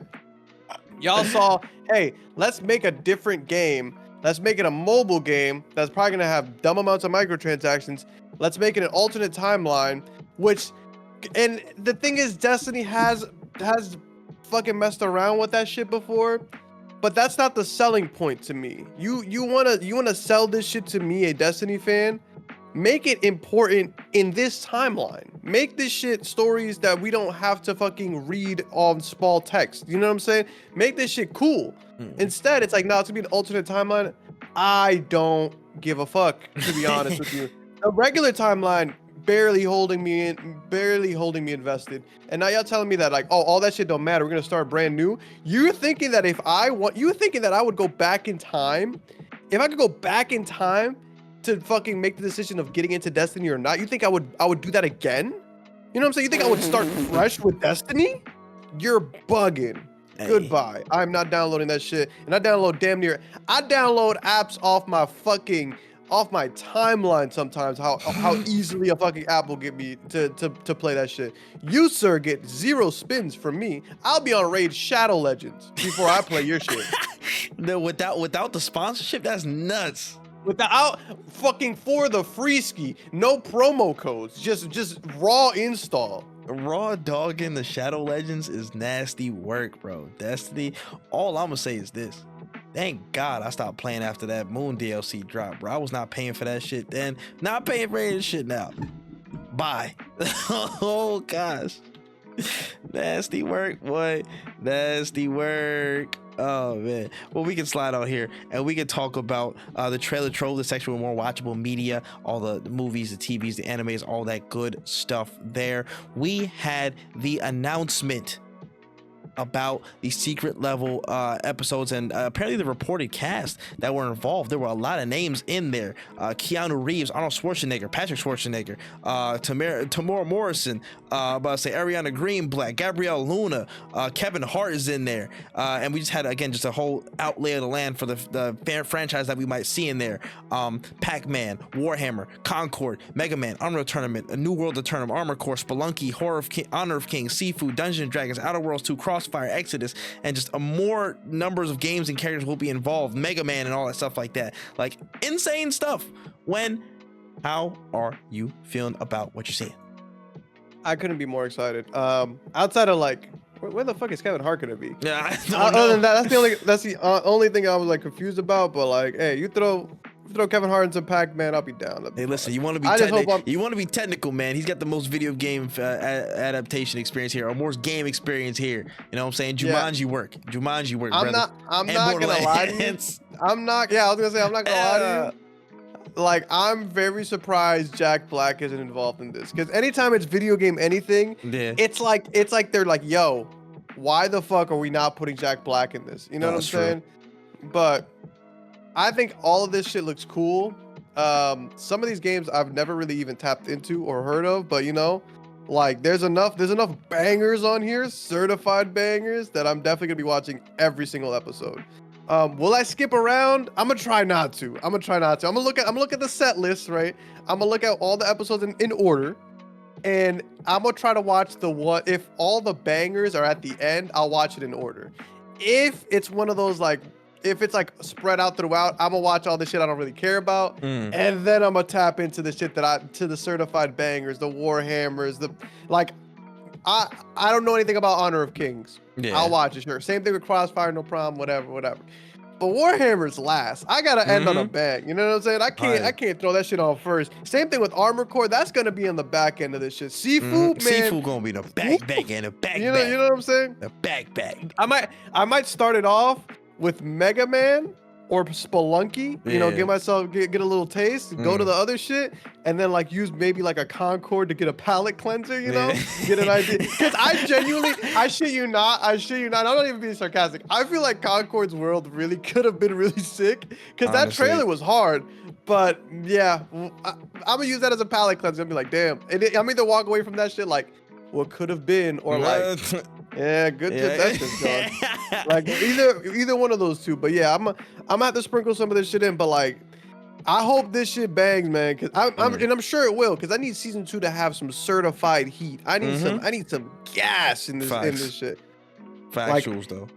I don't ever think there will be a Death Stranding episode. Actually, I can't even say that, because I could see Kojima being like, I want to direct it. He would definitely go in on this. I would love to see like something like that. Maybe a Metal Gear Solid. I don't know about that one though. The Fizzent, brother. Yeah, like we'd have to see. But like, there's a lot of games that could really benefit from something like this. You know.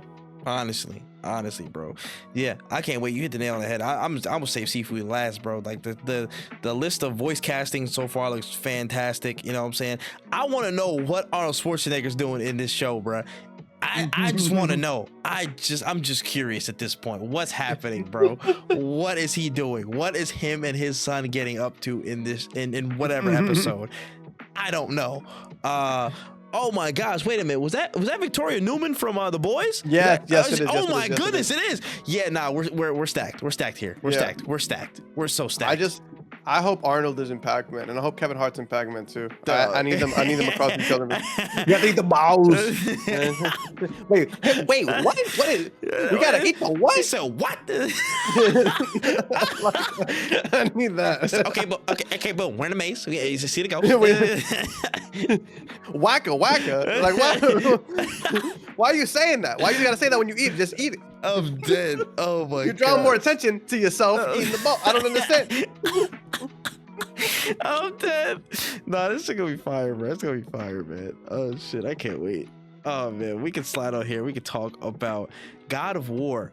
Also gonna be a part of Secret Level, but also apparently, again, before this, had their own Amazon show that was gonna be slated and coming through. But apparently, there's been some trouble in the pantheon, as it were, because the live action God of War series is just starting over from scratch. Apparently the one of the main heads of the show, Rafe Judkins, left the project after completing multiple scripts, and the studio apparently wants to move in a different creative direction despite praising these previous scripts, according to Deadline. So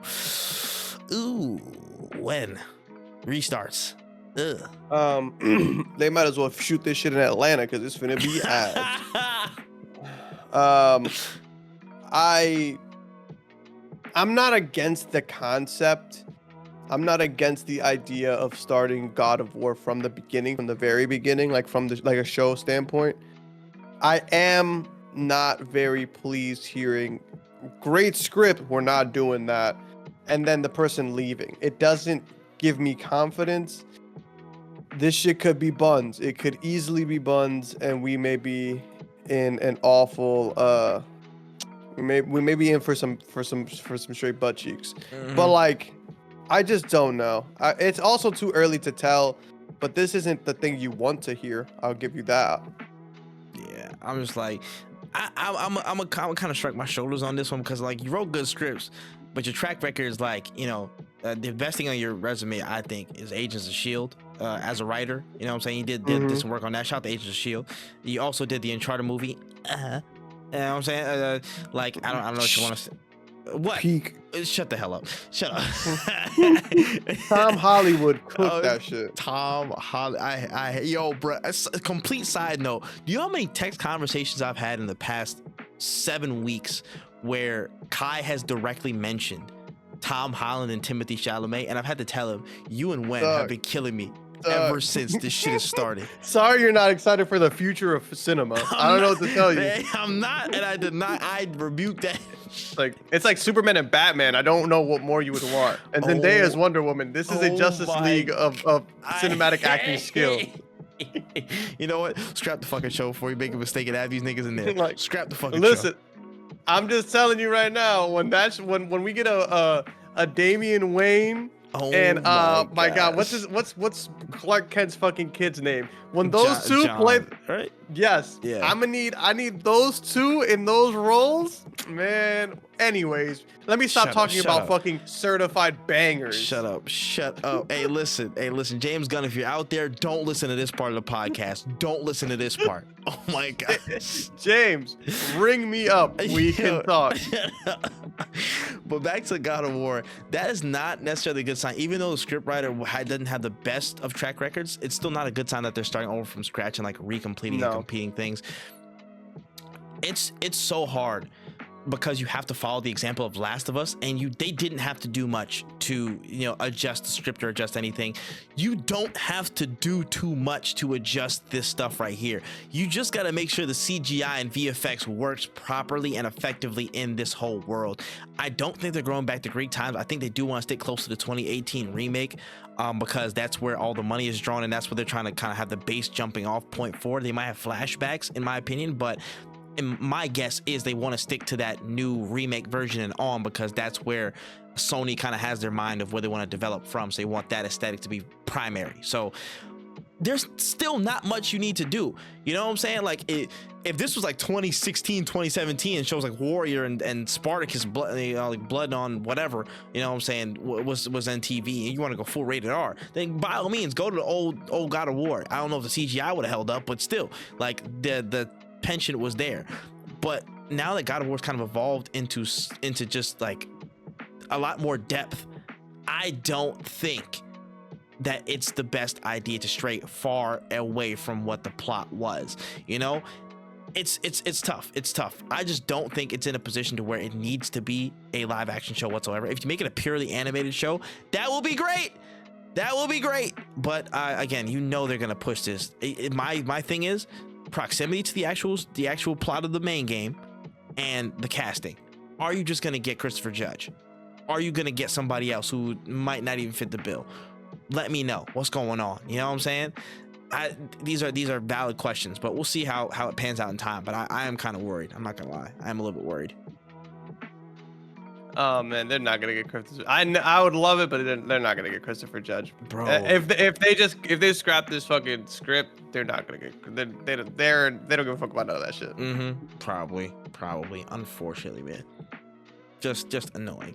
Anyways, we can move on to the rest of the stories for this episode. Man, I want to start off with some funny ass shit. I've seen this been circulating around for a little bit, but you guys know how it's going with all the anti-DI Gamergate dweebs, man. Y'all know how it goes, but apparently we've stumbled on to the unholy grail.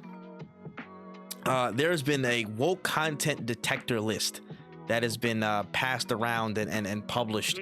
And it's just full of games that are not recommended to gamers and people say they should stay away from because of several different reasonings. I mean, listen, overtly pro LGBTQ messaging, body type placement, i.e. any character creator basically ever, pro DEI messaging, forced diversity that is inaccurate for the time period, Assassin's Creed 3.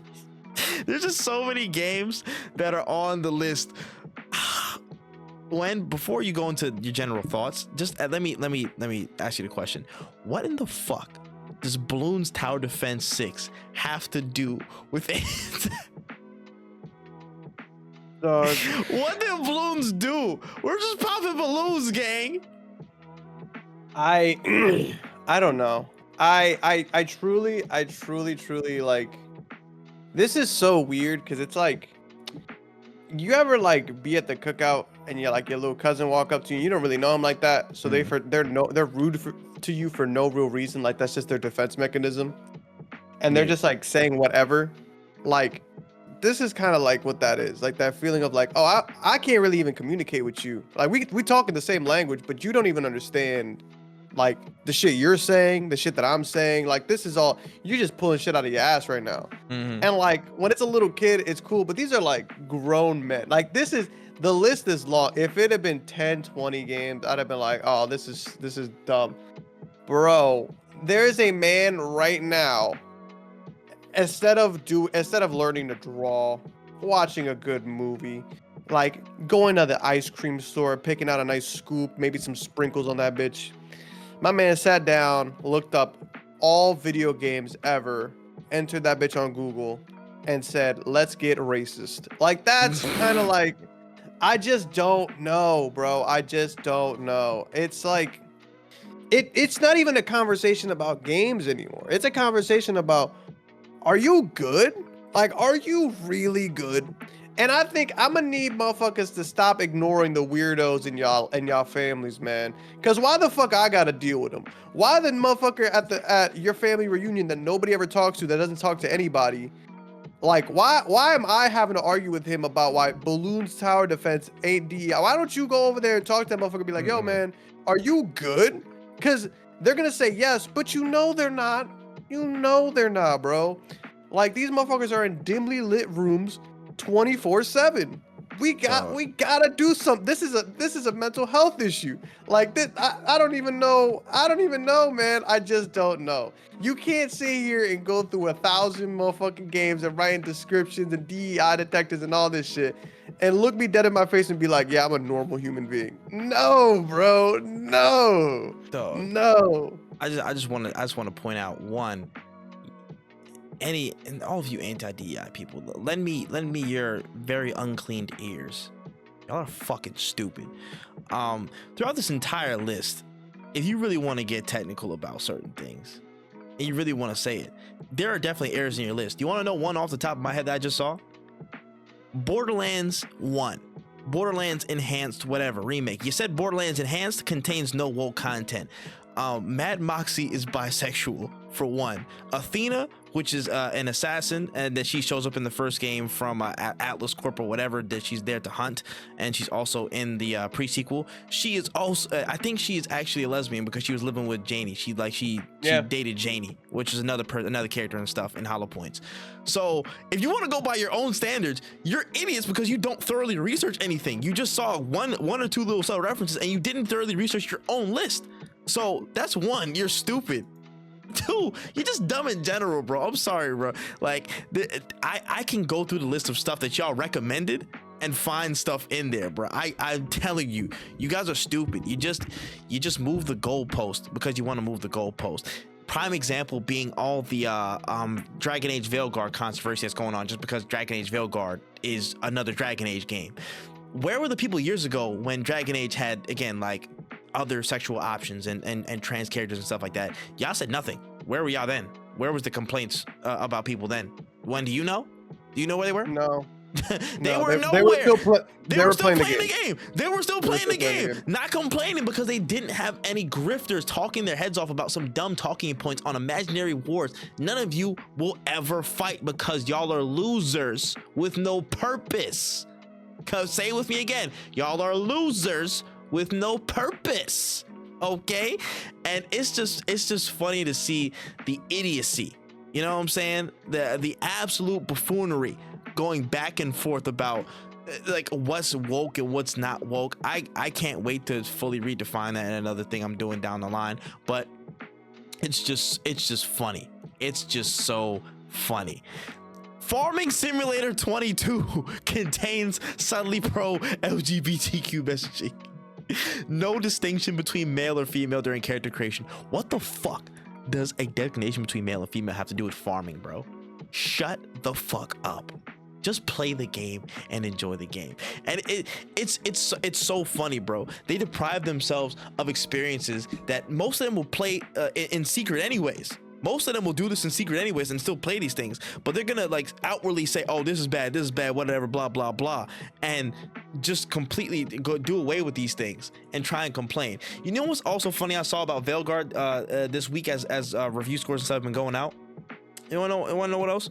I saw somebody who was like, again, been stating a lot of anti-DEI stuff, and they were saying, yo, I can't believe I'm putting myself through this. They pre-ordered the game.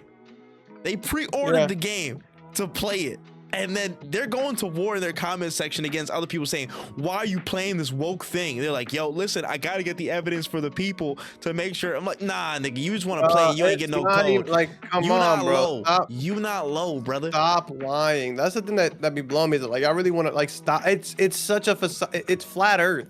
It's flat Earth to the nth degree. You know, like that's really all it is. It's just people who have nothing better to do but want to feel right about something, so they band together and keep pushing each other. Like, no, we're right, bro. We're right. No, they're wrong, dude. We gotta stand together. We gotta band together. We gotta fight against the woke. It's just flat earthers, man. Just flat earthers with a different random cause. Because at the end of the day, they are still gonna be playing a lot of these games. There's no way they're listening to this list whatsoever. And they're just falling into like a sad trap, really. Like I can't really like stress this enough. Like y'all are getting played. I really do want the best for y'all, but I'm not gonna go out of my way to save anybody who wants to just like keep engaging with racist rhetoric. Like I'm just not gonna go out of my way to save you, bro. You're cooked. Like I wish that y'all would understand the dumb shit y'all going through. But again, I'm an adult, you're an adult. Have fun, man. Have fun doing whatever the fuck you're doing. Because there's no conversation to really be had. Even the conversation was like, when they put LGBTQ stuff, they're just pandering to you. I'm sorry to tell you, dog, Duke Nukem was not created for any other reason but to pander to fucking teenage boys. The motherfucker being like, nice tits, and shooting aliens was not created for some like grand design. Be specific, little white boys. He was who else in any other community is grabbing a turd like that for jokes? Come on, son. Like, let's be real. Let's be real. It's all pandering. It's all marketing. Welcome to the real world, bro. We all know this, but that's why we engage with the shit that we like. Because we want to play those games because it hasn't been done before. That shit is crazy, bro. I really want to go through this list and just like and see what's going on. Cause some of this shit, these niggas put Bejeweled on the acceptable list for you gonna stand on business and play Bejeweled on stream? Y'all gonna do that? Y'all gonna play Bejeweled Twist? That's what you're gonna do? Go play with my mom. Used to play in like 2005. Y'all really gonna sit on Bejeweled Twist? Like, bro, I got it. I got it, bro. Y'all got it, man. Shit, man. Listen, I'm just saying, like I said, we talked about this last episode of the episode before. It's time to stomp y'all roaches out, bro. It's time to really like clown you guys in public. This is the part of the matter, bro. Squashing this in public and pointing y'all out. Y'all are bums, losers, and honestly do not deserve any of the games that are actually coming out at this point. You don't deserve any of it. You really don't. Yeah, this gaming space is a cesspool full of a lot of bums and weirdos who don't enjoy games whatsoever. You don't play games. You just look at something to hate and copy off of what other people are saying. Most of y'all don't even buy these games that y'all hate on. It's crazy. If you don't like it, just don't talk about it. That's fine. But you want to live in this bubble and make everything your bubble when life is more than that. And it's just been popped. You guys are bums. That's it. Like, I don't know what y'all want. Y'all don't do anything but hate and then expect everybody to pander to you. Like, I'm sorry, motherfuckers don't want to do that. Motherfuckers do not want to hang out with you, bro. You're miserable. Like, I'm sorry that the game developers aren't sitting there like, man, let's figure out what the dude at the basement wants to play.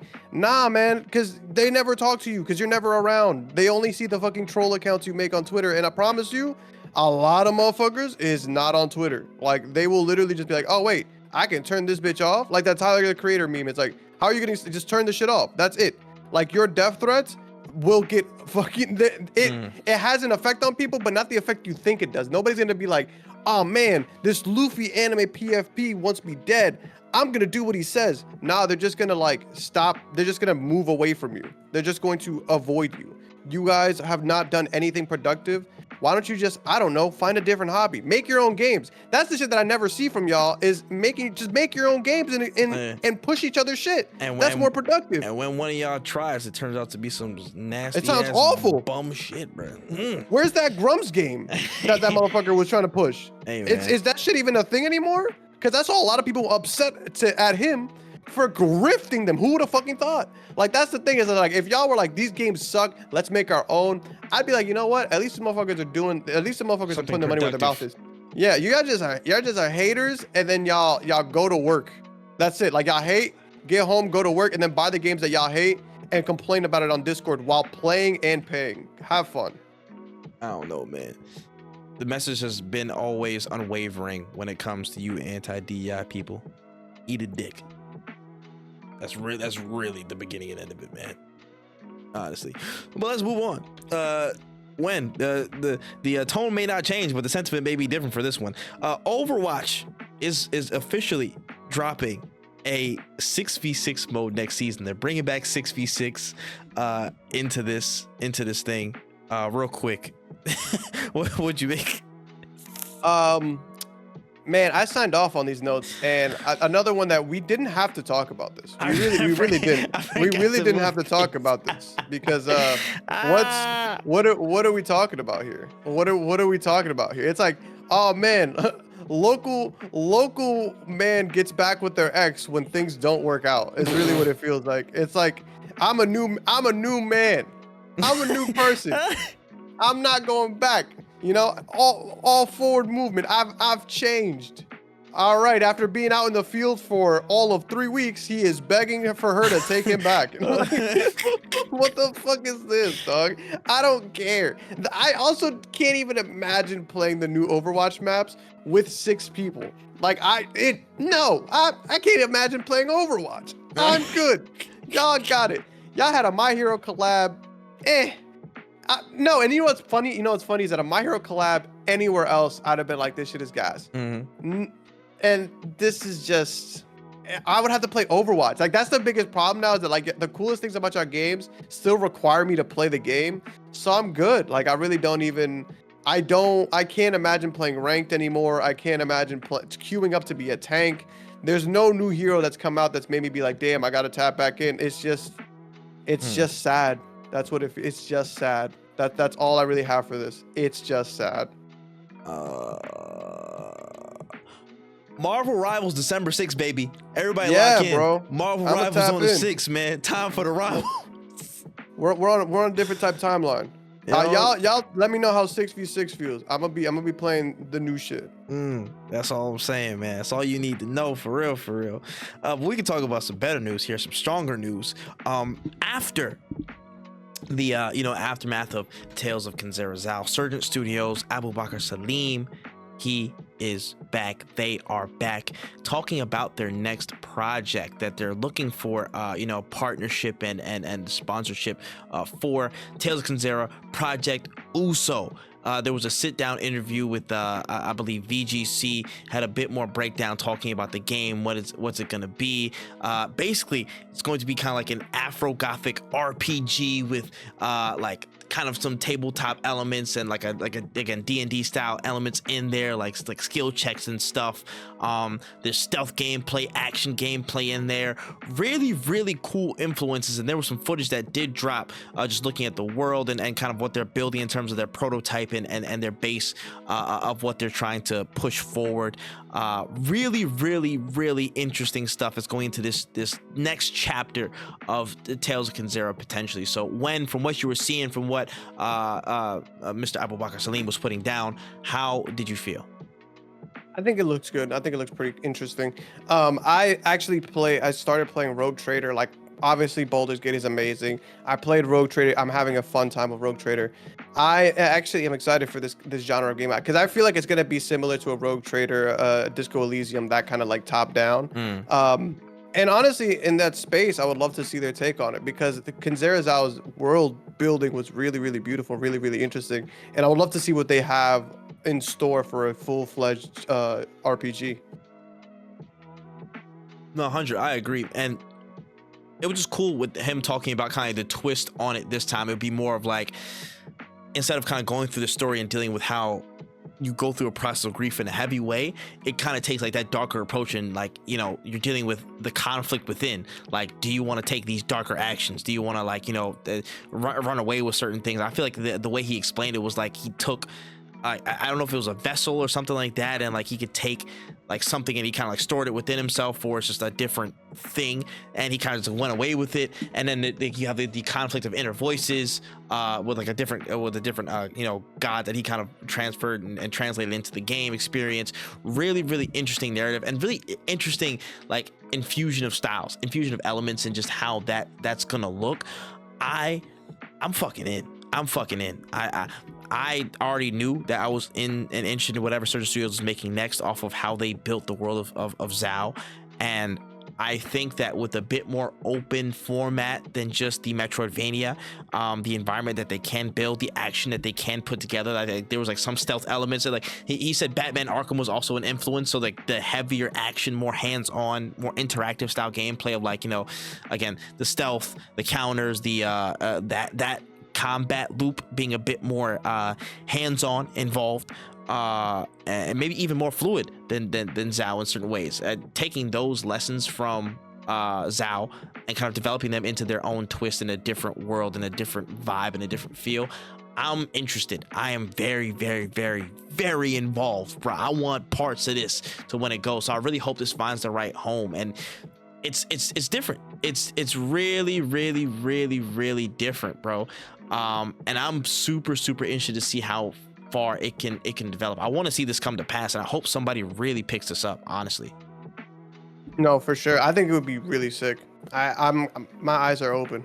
Mm-hmm. I'm keeping tabs. Listen, they Surgent Studios made a really good impression with the first game. That was the first game out the gate. They did something really, really good in a compact experience, and I have faith that they can build on that to do something more, to do something that is a deviation from their previous, but also adds on to the good rapport that they've built so far. So I mean, I'm in. They know our body on this side, man. We keeping solid positive eyes on Surgent Studios, and I hope they get the backing they need to do the work that they need to do to drop this joint, because it looks super interesting, honestly. All right, we can slide on here and talk about Ubisoft. This was a bit of an older story, but we gotta keep tabs on it, man. There was another stumbling block in Ubisoft's path this year. Apparently the team behind Prince of Persia: The Lost Crown, they've been dissolved. They have been dissolved. They are out of here. They have been pushed on to other teams and other projects, and that whole squad is disbanded, man. Apparently there was some pushback in trying to fight for a sequel by that team, but apparently it didn't get greenlit at all. After what, like it sold 1 million copies like to this date, or around this rough date. But yeah, they are excommunicado. They are no more, and they've been moved on to different projects. Some have been moved to the next Ghost Recon game, some have gone to Beyond Good and Evil 2, which still exists, and some have gone to a Rayman remake project, which we can talk about a little bit afterwards. But when the general passing and disbanding of this Ubisoft team that made Prince of Persia: Lost Crown, how do you feel? I think this is kind of like the after. I honestly feel like this might be because they weren't able to close down the Skull and Bones studio. Like I really do feel like they have to make their money back somehow. And yeah, why not close down one of their best reviewed games of fucking a long ass time, actually, one of their most well received games of a long time. And it's really sad to see, because this is just corporate greed, honestly. Like if I really would love to know if this is happening while CEOs are still getting bonuses and pay raises. Like I really your ass see if Guillermo's getting that raise, bro. Like all it just doesn't getting their money. It just doesn't make sense. But I really honestly am really happy for the Skull and Bones team that they have been able to like be like, nah, man, fuck y'all. Y'all gonna pay us our money. And honestly, I love the what is it, Sweden? No, like I love Singapore. Singapore. I'm happy that Singapore takes care of its people and doesn't let motherfuckers get taken advantage like this, because they should not have gotten fired. No, there's no way that game, the most original fucking Ubisoft game in a long ass time. Oh wait, is no, getting wait, treated like wait. that. The team of the Ubisoft team or the team of the Skull and Bones team? The Skull and Bones team. Oh yeah, it was Singapore. Yeah, okay. I was Yeah. double checking. Shout out to Singapore for having shit in place for people not to get taken advantage of by fucking corporate greed. Like that's really is a beautiful sight to see, because god damn, fuck Ubisoft. This is why I can never feel good about anything that they do, because of shit like this. Because I just can't imagine doing imagine doing an amazing job and still getting fired. Why? Because motherfuckers need 3 yachts, and them 3 yachts is expensive. Like shit is ass. Shit is truly ass. My 2 cents on this is it's not just greed, but it's gross incompetence at this point. How do you expect to build a successful franchise in this day and age if you're not willing to invest when you're especially when you're behind the 8 ball? One, let's get this straight. Metroidvanias aren't a popular genre. We talked about this with Kendall. Shout out to Kendall, huge Metroidvania fan of the series, and like just the general series, the genre. When, of course, you played a bunch of Metroidvanias in your time, and just by looking, like you can tell, it's not a popular genre by trade. It's not gonna sell crazy units. What it can do is provide a lot of critical acclaim and success and bring some eyes back to the IP where you can build on. This was a fantastic game that built on bringing the IP back to glory. If you just drop the Prince of Persia remake off of that, you know what I'm saying? Like, oh, cool, you might get a decent remake, but people might be dead and gone and out of it. But you provided this team, I believe it was Ubisoft Montpellier, they provided a new perspective in a new genre. And that really brought it together. That really brought the game together. It was an absolute standout from the top of this year, which seems like a lifetime ago, but at the top of the year they dropped this thing. Huge critical acclaim, really good sales. 1 million copies to date for a Metroidvania is really good. That's really good. But what expectations did you have for a Metroidvania, you know what I'm saying, for that to sell? I think the expectation that Ubisoft put on this game was insane. That made no sense. And the fact that they were so ready to cut this off rather than again do what they probably needed to do and spend more money and invest in the IP to fully develop it out, and maybe you would have a chance to see more success with Prince of Persia. Maybe you would have a chance to do all that instead of put your eggs in one basket and expect a Prince of Persia remake to make all the money that further development of the IP and different projects of different sizes would contribute to doing. Maybe, you know what I'm saying, like actually investing further instead of saying, let's just put this all on one Assassin's Creed game and see if that can raise our standing and raise our stock price in the next year. That's not it. That's not how you develop at this point. Especially when you're as far back in terms of recognition and proper standing critically with the consumer base. You have to spend a little bit more. You have to be a lot more strategic about what games and what projects you're putting out to win fans back, to get fans interested in your IPs again. Because going cold turkey right back into Prince of Persia wouldn't have been the best way, even if it was a remake. That's still a hard leap. Doing something different, actually genuinely different with the franchise, was a breath of fresh air, and that put a lot more eyes on Ubisoft saying, damn, they might be making some dope shit over there. They might be cooking this year. And obviously you weren't. You turned down the one thing that really brought y'all some good standing and good news this year, outside of the announcement of Assassin's Creed Shadows. That was some different, some variety, which y'all needed. And what do y'all do? Revert to type. It's incompetence, bro. It's incompetence, and that's the thing that's gonna get them in the hole. Like, yeah. Honestly, I think the problem is too many old people at the wheel. Like, I genuinely think it's too many old heads, too many people who are not keeping up with the times, and that's why I feel like we had them doing this whole like fake ass NFT bullshit, is because those same old people, instead of like listening to the fans or instead of listening to people who are telling them that this shit isn't gonna work, they're like, oh, actually, I have a new idea. What if we did NFTs? That's all the rage these days, right? Like, it's just like this concept of them, like, I guess wanting to be right. Like, I just don't understand how you guys can make these awful decisions and think like, oh, this is just a good way of going about this shit. You guys did not succeed. You guys made the worst call possible. Like, truly, honestly, if you guys actually cared, you would take some fucking pay cuts, let your team develop, and let your team grow and get better. But instead, they make something amazing you chop it at the legs, say, oh, it is what it is, and then you're gonna have mediocre games for the rest of the time. And it's gonna be, and the cycle's gonna repeat itself. You're gonna cut people out, get a new team. They're gonna make mid games. You're not gonna hit the quarters you want. Eventually, somebody's gonna strike gold, and then you're gonna be like, "Oh, that was awesome. All right, let's go back to the same tried and true formula: Assassin's Creed. Like the fact that we don't have like, and the thing is like, even some of the games that are really loved, like For Honor and like Rainbow Six, they're just like. They shouldn't be at the place that they are right now. They should be a lot better. Yeah. But like they're not just not supported. I just don't understand. You have too many. Again, I think there's just too many old people at the helm, and it's not even being about ages or anything. You don't have the fresh ideas, bro. You guys gotta start taking a back seat and giving up some of that fucking fat ass paycheck to let other people do the job right.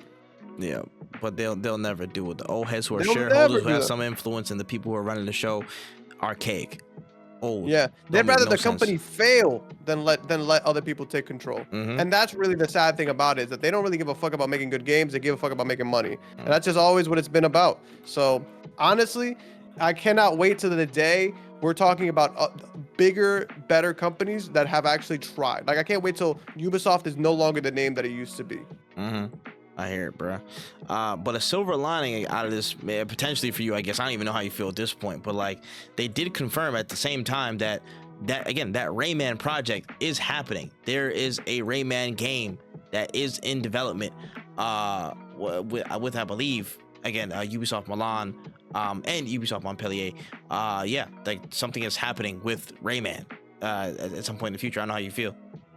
I don't believe it's going to be anything worth substance. I love Rayman. I really do. We all know in this podcast, if you listen to it long enough, you've heard me preach about how much I love Rayman.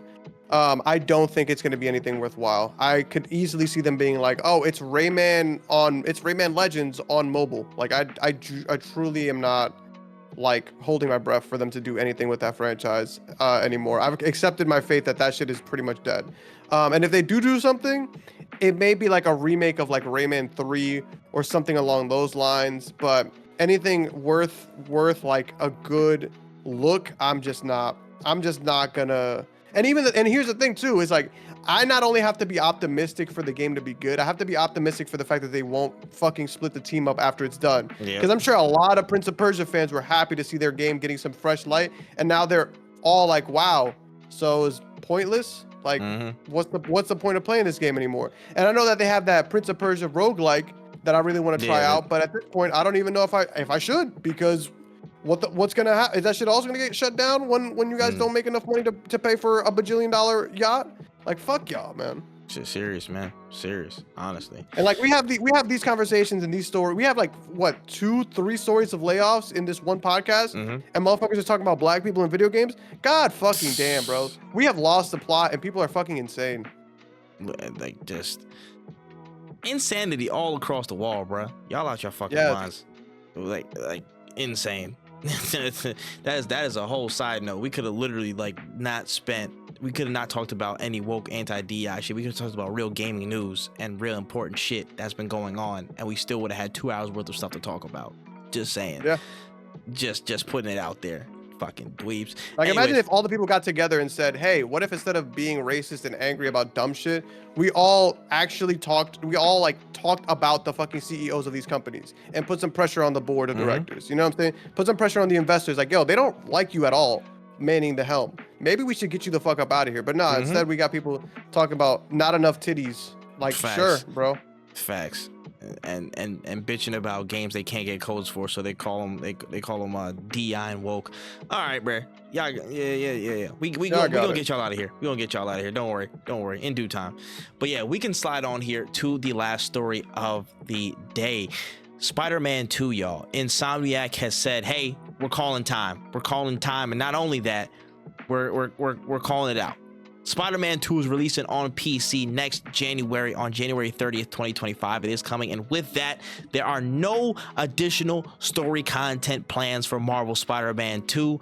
They're going to bring new game plus in, new suits, color variants, photo mode, and all that stuff with the PC version. Post-launch content is going to be there, but no story updates, no new expansions, none of that stuff. It's done. It's done after the PC release. There's no new content coming to Spider-Man 2. When? How do you feel? I'm not gonna lie to you, and I don't really, with certain games, I don't really care too much about like DLC. Like I went back to play Spider-Man's DLC, and I think it was good. But when I went back and played it, like I had all of it had been out for a while. Like it had been out for a minute. So what I will say is that like I do think that it is good. Like I like the DLC, but what I will say is that I'm not super pressed about it not being there because there's so much content in Spider-Man 2. And I know that a lot of people are going to be like upset about not having more. But honestly, like, I think that game was really, really good. It was done really well.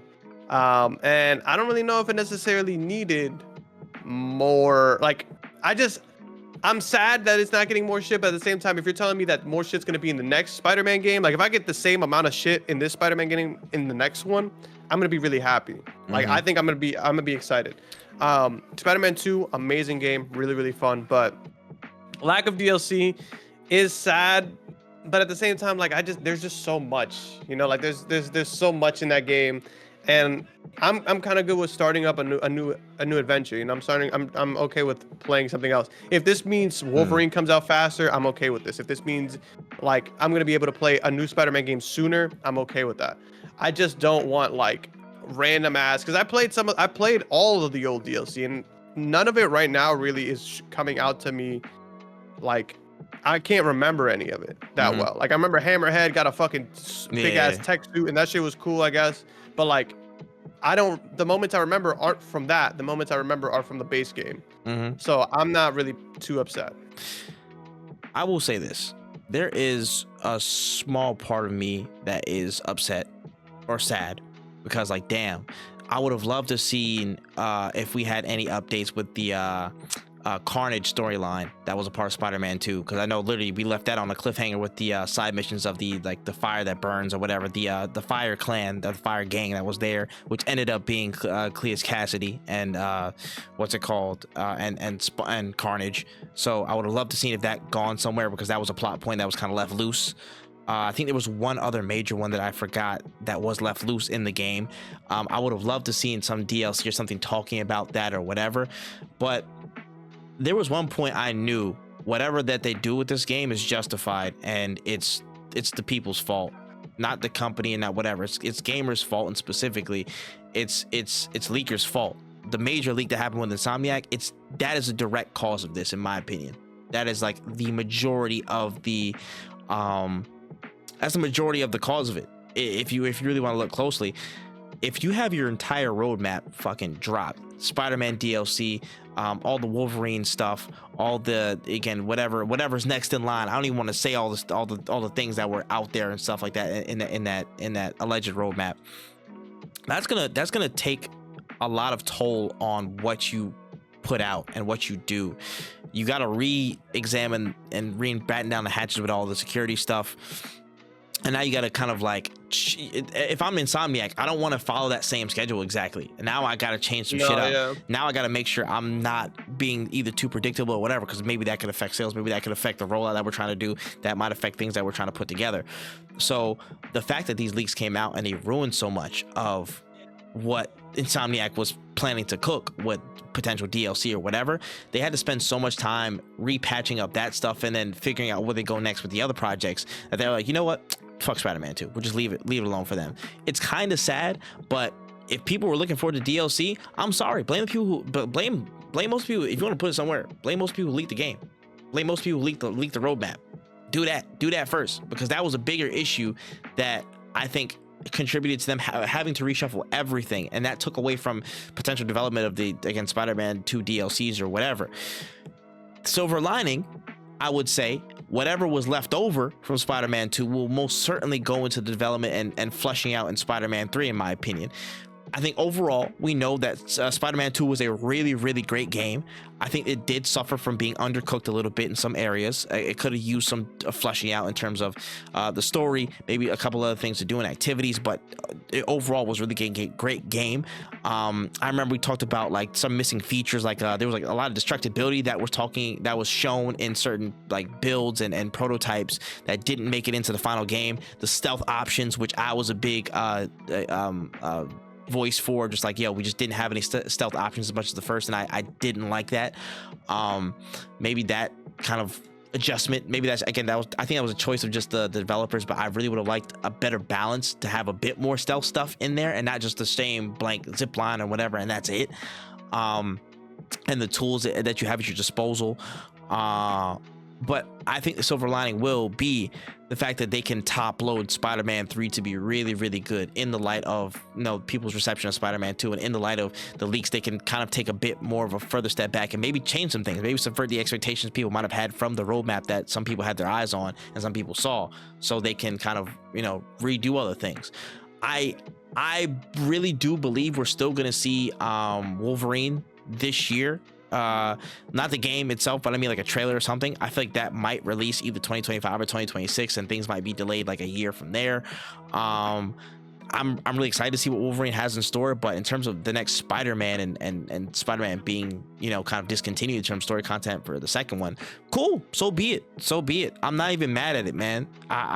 They can leave it where it lies and just put all their efforts toward the next projects, and then when Spider-Man 3 comes out, just make that the most smash out thing that you can possibly do. Put every ounce of effort, put all the leftover stuff from 2, put everything that you couldn't do into 3, and we'll all be in good standing. So I'm not mad at them in one bit, man. Insomniac, take your time. You've earned it. Yeah, like I do think the leakers definitely played a huge part in this, and it sucks because it's like, we're not saying that the motherfucker, it's the gamers' faults, but like, no, understand it's definitely the leakers, and when it's like, if you're engaging with the shit, if you're reposting it, if you're sharing it with people, like that shit, it helps the people who are leaking continue to do their job, and it's the shit that will make it really hard for a developer to be like, yo, yeah, let's keep going with the same plan now that everybody knows all the cool surprises and the cool things. Like, yeah, man, I agree with you. Like, why would I keep the same plan if everybody knows what's gonna happen? Like, you guys are just gonna call it mid or the same old because you guys saw it like 3 months ago. Like, it's leaker culture, and honestly, like, the only people who can really put a stop to it are the people who engage with it, which is us. Yep. You know, like, don't retweet it, don't talk about it, don't do nothing. If you want to talk about it, get in a Discord, you know, get in a private Discord at that. Like, make sure nobody's seeing that like this is a topic of conversation and nobody's gonna care, and people are just gonna move on. You know, make them look kind of crazy. But like, honestly, it's sad, but man, if I was Insomniac, my ass would have I wouldn't be saying shit to nobody. Like, I just wouldn't have gotten shit for a while. Like, it is what it is. Yep. Always stop right there. And I know it's not the easiest thing because we all want the next piece of information and stuff. But we all have to make a conscious effort to like not talk about it. You see how, like, again, this podcast, we could have easily just talked about all the Nintendo shit that happened, but I don't want to talk about that shit. I don't want to bring any extra attention and broadcast it to more people that, hey, these leaks are happening, this thing is happening, blah blah blah. Whatever, it'd be cool to get a scoop, but that's not what we in it for, bro. We want to talk about games in the way that they're presented to us, in the right channels and proper ways. Listen, in the grand scheme of leaks in every industry and every like form of life in the world, again, they have their place. Again, shameless plug, I did a whole video on this shit. You know what I'm saying? I hate leaker culture in games. I understand some of it does have its place in the world, but in terms of gaming, like, you're just killing it for everybody, bro. You're killing it for the people who are making the game. You're killing it for potential sales expectations of how people might get paid. Like, you're killing it for the people who are looking forward to it as consumers. Like, bro, just chill out, bro. Just take a step back from it. That's all you need to do. You ain't gotta go crazy, bro.